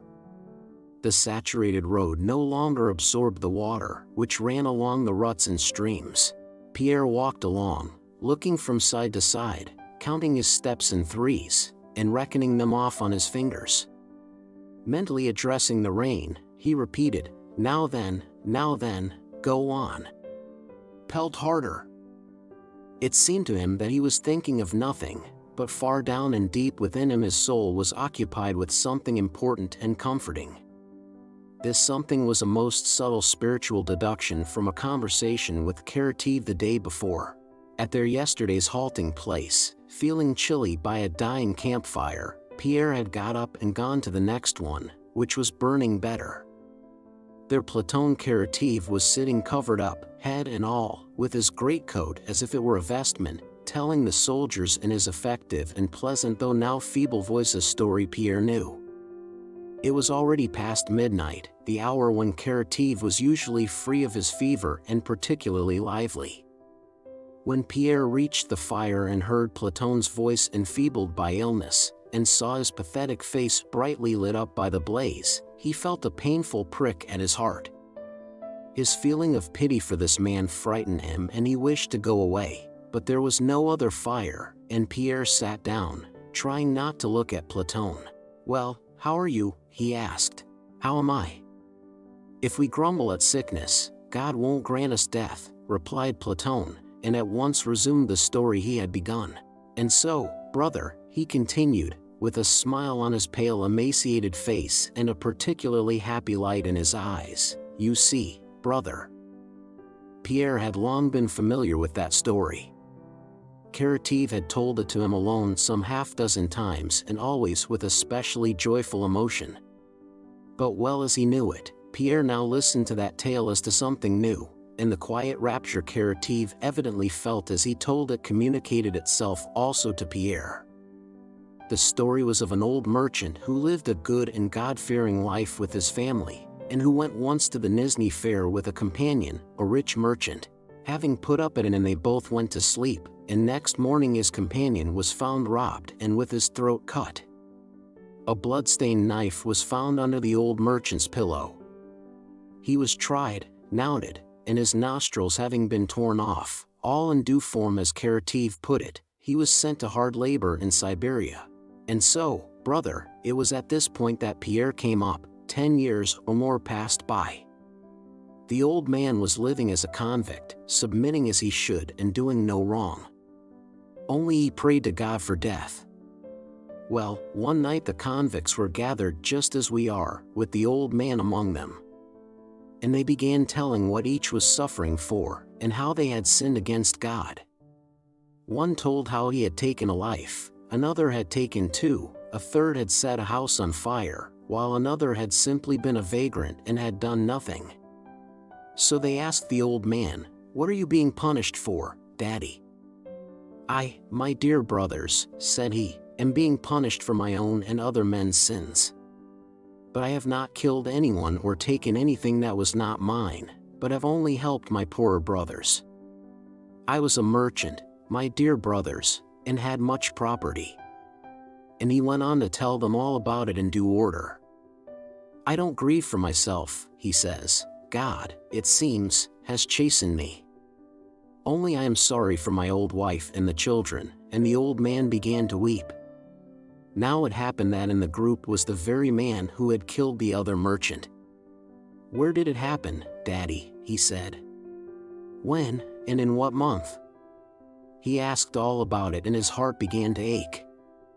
So he comes up to the old man like this, and falls down at his feet. "You are perishing because of me, Daddy," he says. "It's quite true, lads, that this man," he says, "is being tortured innocently and for nothing. I," he says, "did that deed, and I put the knife under your head while you were asleep. Forgive me, Daddy," he says, "for Christ's sake." Karateev paused, smiling joyously as he gazed into the fire, and he drew the logs together. And the old man said, "God will forgive you, we are all sinners in his sight. I suffer for my own sins," and he wept bitter tears. "Well, and what do you think, dear friends?"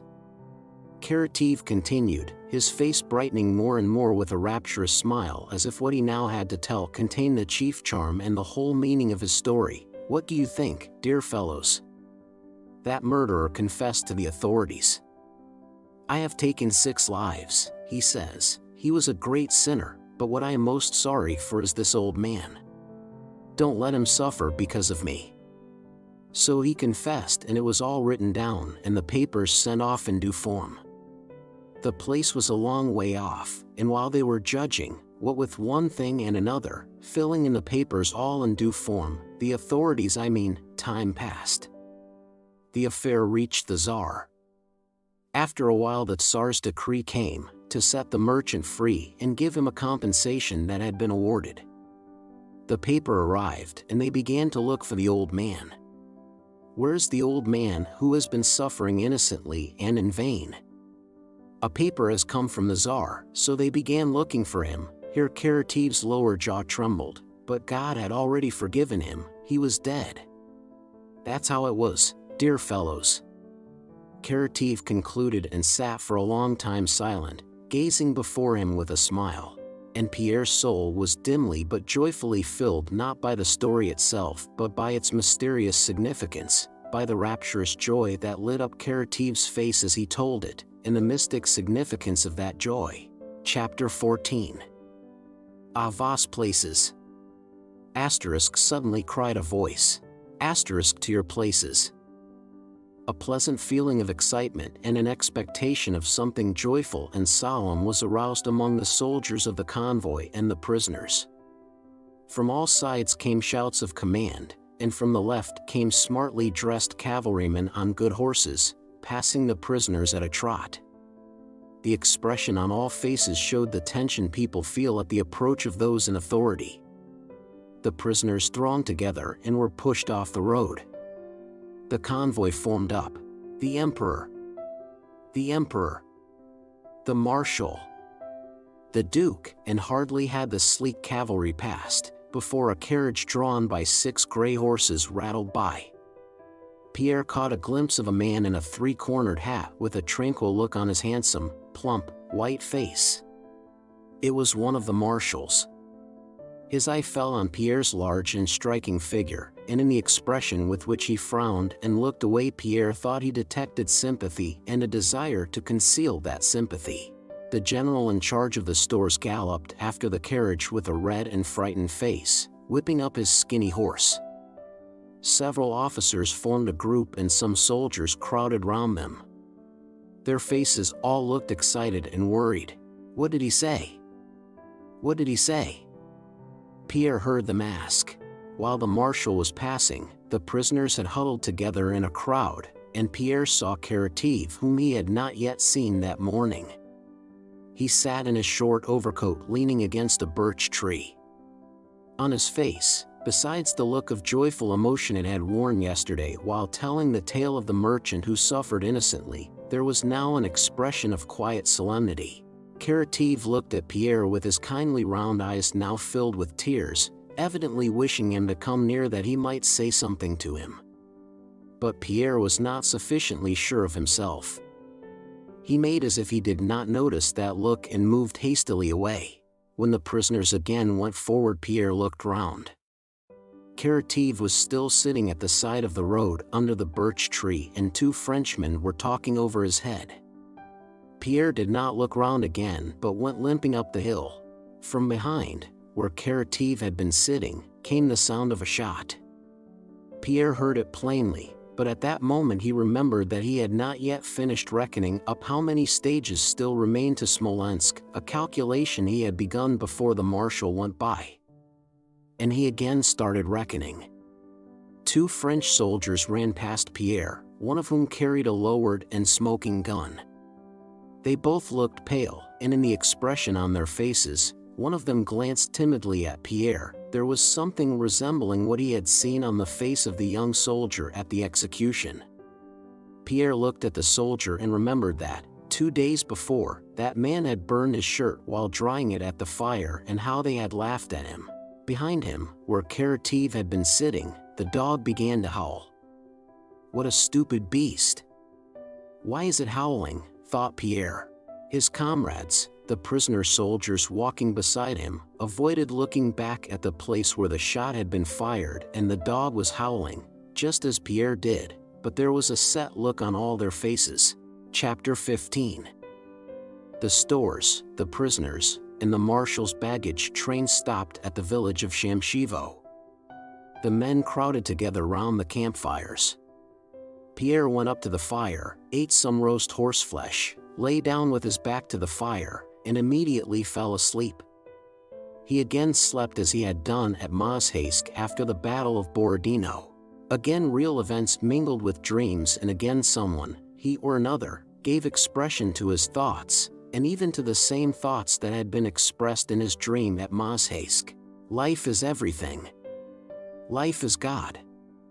Everything changes and moves, and that movement is God.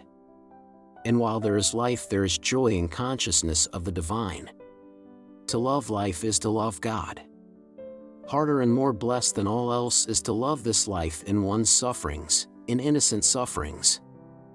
Karateev came to Pierre's mind, and suddenly he saw vividly before him a long-forgotten, kindly old man who had given him geography lessons in Switzerland. "Wait a bit," said the old man, and showed Pierre a globe. This globe was alive, a vibrating ball without fixed dimensions. Its whole surface consisted of drops closely pressed together, and all these drops moved and changed places, sometimes several of them merging into one, sometimes one dividing into many. Each drop tried to spread out and occupy as much space as possible, but others striving to do the same compressed it, sometimes destroyed it, and sometimes merged with it. "That is life," said the old teacher. "How simple and clear it is," thought Pierre. "How is it I did not know it before?" God is in the midst, and each drop tries to expand so as to reflect him to the greatest extent. And it grows, merges, disappears from the surface, sinks to the depths, and again emerges. There now, Karateev has spread out and disappeared. "Do you understand, my child?" said the teacher. "Do you understand, damn you?" shouted a voice, and Pierre woke up. He lifted himself and sat up. A Frenchman who had just pushed a Russian soldier away was squatting by the fire, engaged in roasting a piece of meat stuck on a ramrod. His sleeves were rolled up, and his sinewy, hairy, red hands with their short fingers deftly turned the ramrod. His brown morose face with frowning brows was clearly visible by the glow of the charcoal. "It's all the same to him," he muttered, turning quickly to a soldier who stood behind him. "Brigand! Get away!" And twisting the ramrod he looked gloomily at Pierre, who turned away and gazed into the darkness. A prisoner, the Russian soldier the Frenchman had pushed away, was sitting near the fire patting something with his hand. Looking more closely, Pierre recognized the blue-gray dog, sitting beside the soldier, wagging its tail. "Ah, he's come," said Pierre. "And Platt," he began, but did not finish. Suddenly and simultaneously a crowd of memories awoke in his fancy, of the look Platon had given him as he sat under the tree, of the shot heard from that spot, of the dog's howl, of the guilty faces of the 2 Frenchmen as they ran past him, of the lowered and smoking gun, and of Karateev's absence at this halt, and he was on the point of realizing that Karateev had been killed, but just at that instant, he knew not why, the recollection came to his mind of a summer evening he had spent with a beautiful Polish lady on the veranda of his house in Kiev. And without linking up the events of the day or drawing a conclusion from them, Pierre closed his eyes, seeing a vision of the country in summertime mingled with memories of bathing and of the liquid, vibrating globe, and he sank into water so that it closed over his head. Before sunrise he was awakened by shouts and loud and rapid firing. French soldiers were running past him. The Cossacks, one of them shouted, and a moment later a crowd of Russians surrounded Pierre. For a long time he could not understand what was happening to him. All around he heard his comrades sobbing with joy. "Brothers! Dear fellows! Darlings!" old soldiers exclaimed, weeping, as they embraced Cossacks and Hussars. The Hussars and Cossacks crowded round the prisoners. One offered them clothes, another boots, and a third bread. Pierre sobbed as he sat among them and could not utter a word. He hugged the first soldier who approached him and kissed him, weeping. Dolokhov stood at the gate of the ruined house, letting a crowd of disarmed Frenchmen pass by. The French, excited by all that had happened, were talking loudly among themselves, but as they passed Dolokhov, who gently switched his boots with his whip and watched them with cold glassy eyes that boded no good, they became silent. On the opposite side stood Dolokhov's Cossack, counting the prisoners and marking off each 100 with a chalk line on the gate. "How many?" Dolokhov asked the Cossack. "The second 100, replied the Cossack. "Filas, filas." Dolokhov kept saying, having adopted this expression from the French, and when his eyes met those of the prisoners they flashed with a cruel light. "Get along, get along." Denisov, bareheaded and with a gloomy face, walked behind some Cossacks who were carrying the body of Pierre Rostov to a hole that had been dug in the garden. Chapter 16.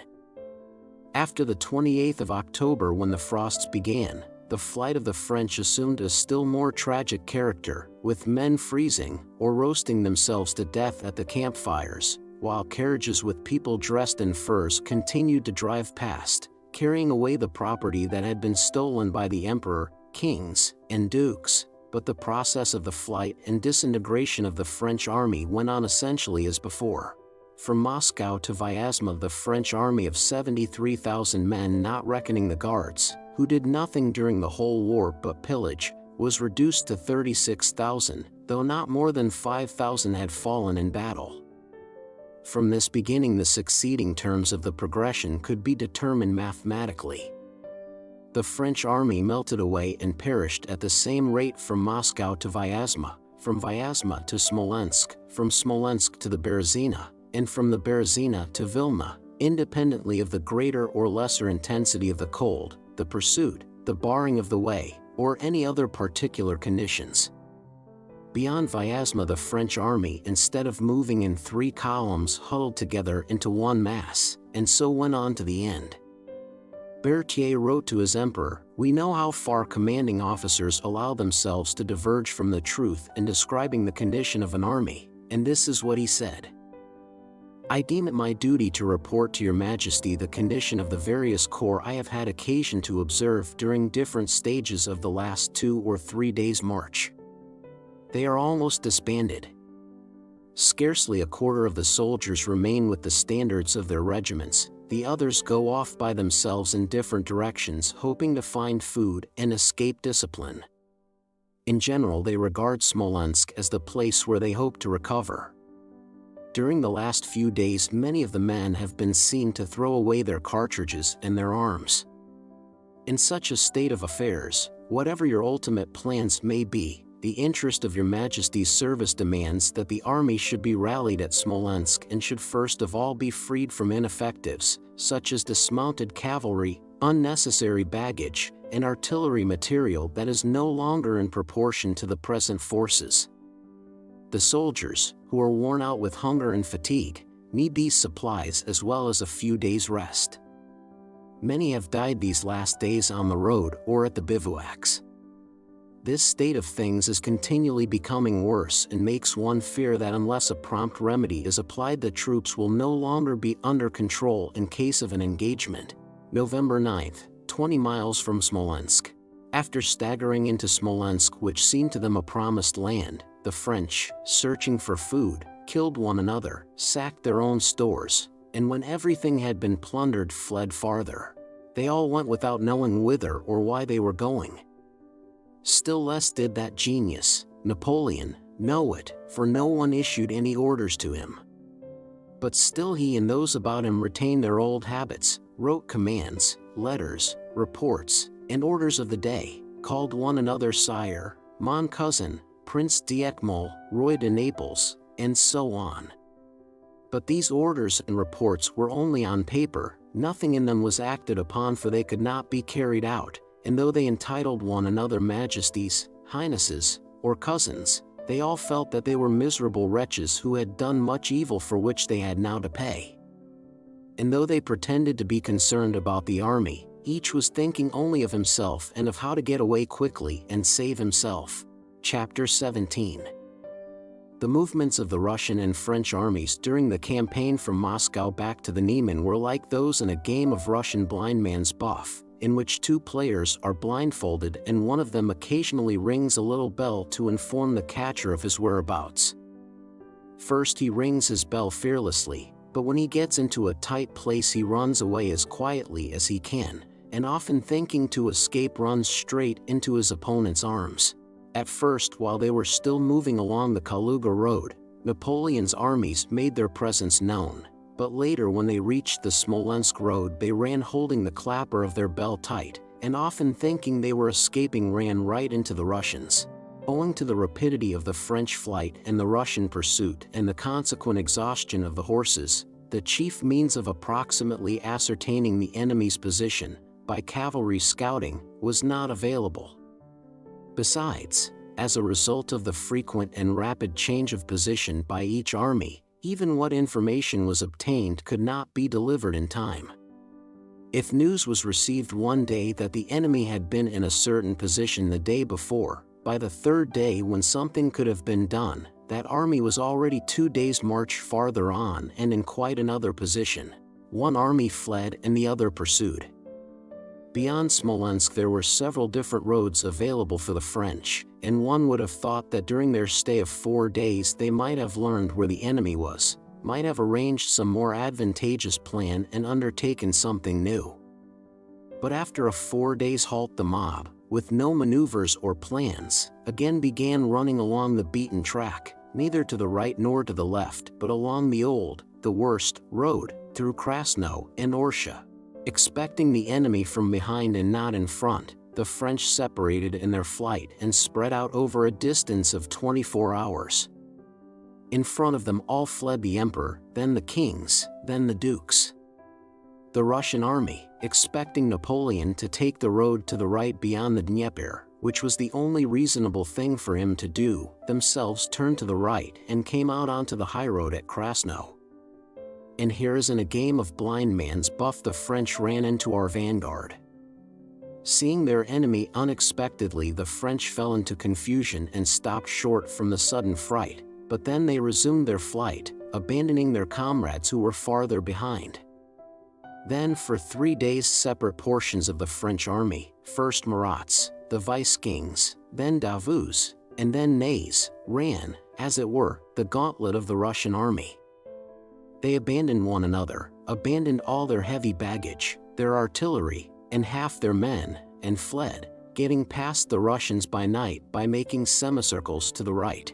Ney, who came last, had been busying himself blowing up the walls of Smolensk which were in nobody's way, because despite the unfortunate plight of the French or because of it, they wished to punish the floor against which they had hurt themselves. Ney, who had had a corps of 10,000 men, reached Napoleon at Orsha with only 1,000 men left, having abandoned all the rest and all his cannon, and having crossed the Dnieper at night by stealth at a wooded spot. From Orsha they fled farther along the road to Vilna, still playing at blind man's buff with the pursuing army. At the Berezina they again became disorganized, many were drowned and many surrendered, but those who got across the river fled farther. Their supreme chief donned a fur coat and, having seated himself in a sleigh, galloped on alone, abandoning his companions. The others who could do so drove away too, leaving those who could not to surrender or die. Chapter 18. This campaign consisted in a flight of the French during which they did all they could to destroy themselves. From the time they turned onto the Kaluga road to the day their leader fled from the army, none of the movements of the crowd had any sense. So one might have thought that regarding this period of the campaign the historians, who attributed the actions of the mass to the will of one man, would have found it impossible to make the story of the retreat fit their theory. But no! Mountains of books have been written by the historians about this campaign, and everywhere are described Napoleon's arrangements, the maneuvers, and his profound plans which guided the army, as well as the military genius shown by his marshals. The retreat from Malyaroslavets when he had a free road into a well-supplied district and the parallel road was open to him along which Kutuzov afterwards pursued him, this unnecessary retreat along a devastated road, is explained to us as being due to profound considerations. Similarly profound considerations are given for his retreat from Smolensk to Orsha. Then his heroism at Krasno is described, where he is reported to have been prepared to accept battle and take personal command, and to have walked about with a birch stick and said, "Je sais fate l'empereur, ils temps de faire le général, but nevertheless immediately ran away again, abandoning to its fate the scattered fragments of the army he left behind. I have acted the emperor long enough, it is time to act the general."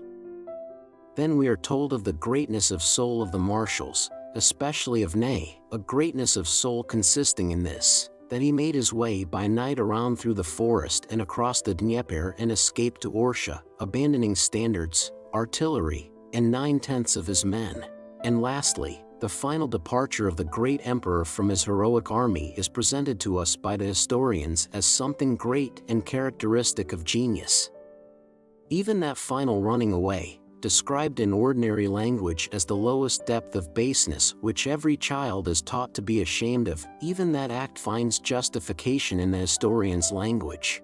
When it is impossible to stretch the very elastic threads of historical ratiocination any farther, when actions are clearly contrary to all that humanity calls right or even just, the historians produce a saving conception of greatness. Greatness, it seems, excludes the standards of right and wrong. For the great man nothing is wrong, there is no atrocity for which a great man can be blamed. Say grand.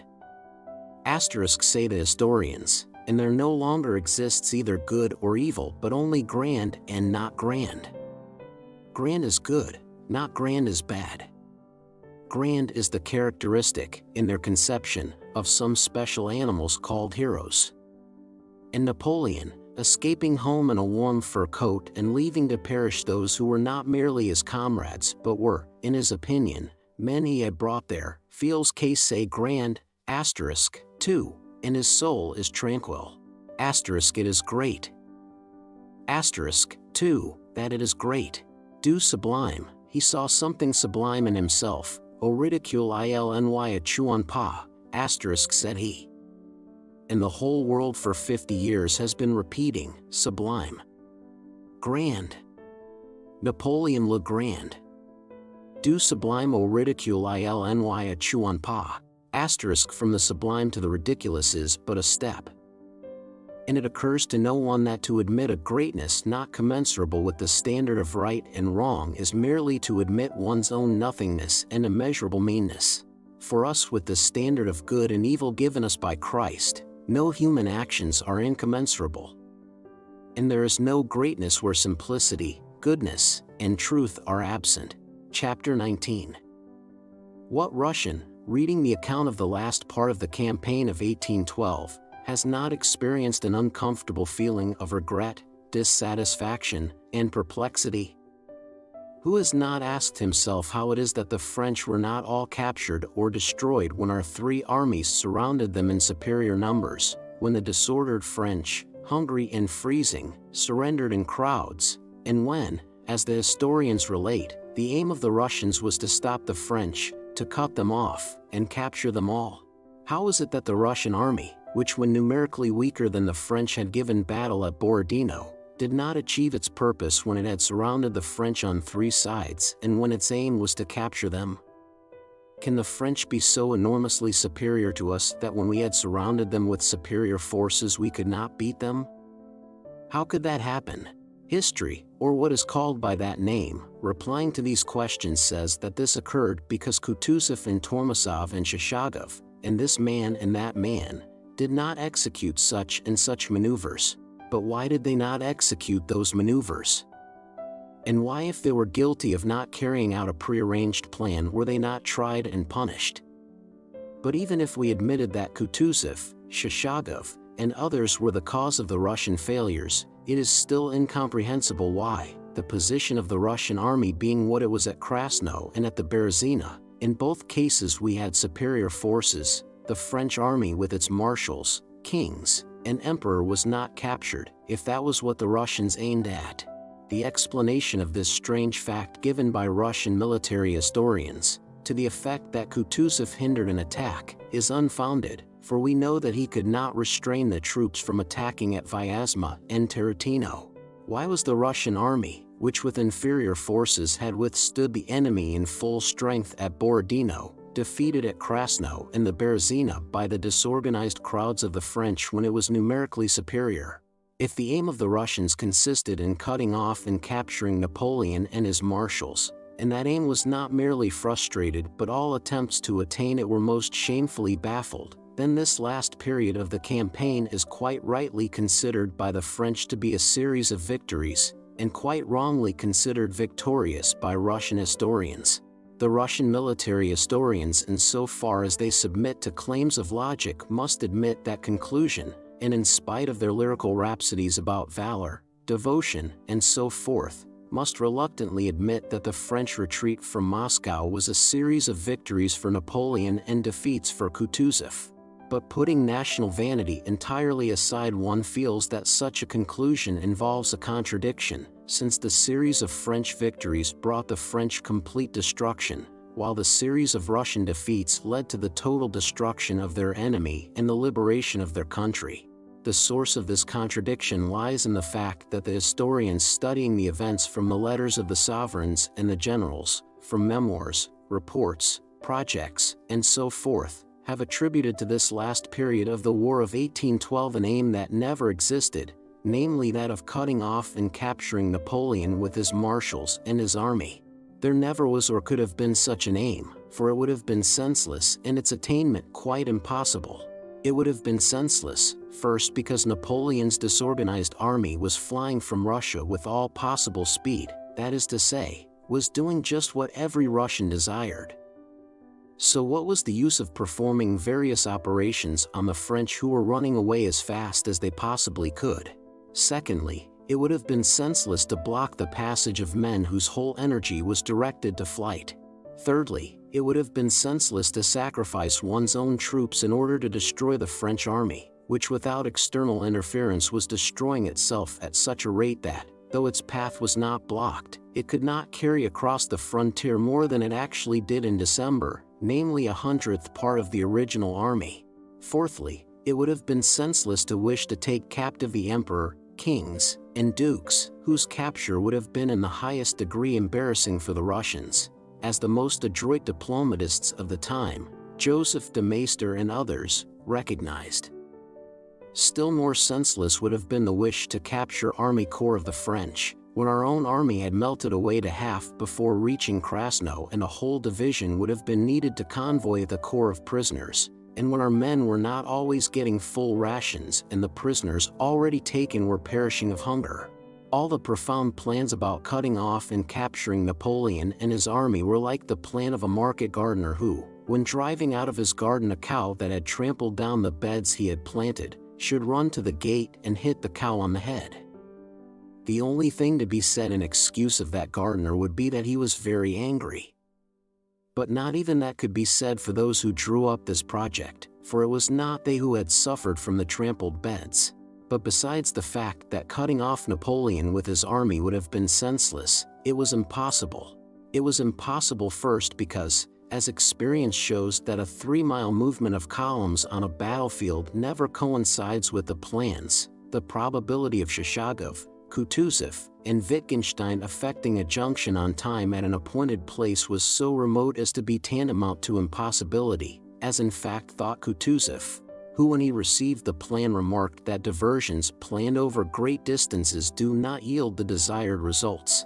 Secondly, it was impossible, because to paralyze the momentum with which Napoleon's army was retiring, incomparably greater forces than the Russians possessed would have been required. Thirdly, it was impossible, because the military term to cut off has no meaning. One can cut off a slice of bread, but not an army. To cut off an army, to bar its road, is quite impossible, for there is always plenty of room to avoid capture, and there is the night when nothing can be seen, as the military scientists might convince themselves by the example of Krasno and of the Berezina. It is only possible to capture prisoners if they agree to be captured, just as it is only possible to catch a swallow if it settles on one's hand. Men can only be taken prisoners if they surrender according to the rules of strategy and tactics, as the Germans did. But the French troops quite rightly did not consider that this suited them, since death by hunger and cold awaited them in flight or captivity alike. Fourthly and chiefly, it was impossible, because never since the world began has a war been fought under such conditions as those that obtained in 1812, and the Russian army in its pursuit of the French strained its strength to the utmost and could not have done more without destroying itself. During the movement of the Russian army from Tarutino to Krasno, it lost 50,000 sick or stragglers, that is a number equal to the population of a large provincial town. Half the men fell out of the army without a battle. And it is of this period of the campaign, when the army lacked boots and sheepskin coats, was short of provisions and without vodka, and was camping out at night for months in the snow with 15 degrees of frost, when there were only 7 or 8 hours of daylight and the rest was night, in which the influence of discipline cannot be maintained, when men were taken into that region of death where discipline fails, not for a few hours only as in a battle, but for months, where they were every moment fighting death from hunger and cold, when half the army perished in a single month. It is of this period of the campaign that the historians tell us how Miloradovich should have made a flank march to such and such a place, Tormasov to another place, and Shishagov should have crossed, more than knee-deep in snow, to somewhere else, and how so-and-so routed and cut off the French, and so on and so on. The Russians, half of whom died, did all that could and should have been done to attain an end worthy of the nation, and they are not to blame because other Russians, sitting in warm rooms, proposed that they should do what was impossible. All that strange contradiction now difficult to understand between the facts and the historical accounts only arises because the historians dealing with the matter have written the history of the beautiful words and sentiments of various generals, and not the history of the events. To them the words of Miloradovich seem very interesting, and so do their surmises and the rewards this or that general received, but the question of those 50,000 men who were left in hospitals and in graves does not even interest them, for it does not come within the range of their investigation. Yet one need only discard the study of the reports and general plans and consider the movement of those hundreds of thousands of men who took a direct part in the events, and all the questions that seemed insoluble easily and simply receive an immediate and certain solution. The aim of cutting off Napoleon and his army never existed except in the imaginations of a dozen people. It could not exist because it was senseless and unattainable. The people had a single aim, to free their land from invasion. That aim was attained in the first place of itself, as the French ran away, and so it was only necessary not to stop their flight. Secondly, it was attained by the guerrilla warfare which was destroying the French, and thirdly by the fact that a large Russian army was following the French, ready to use its strength in case their movement stopped. The Russian army had to act like a whip to a running animal. And the experienced driver knew it was better to hold the whip raised as a menace than to strike the running animal on the head.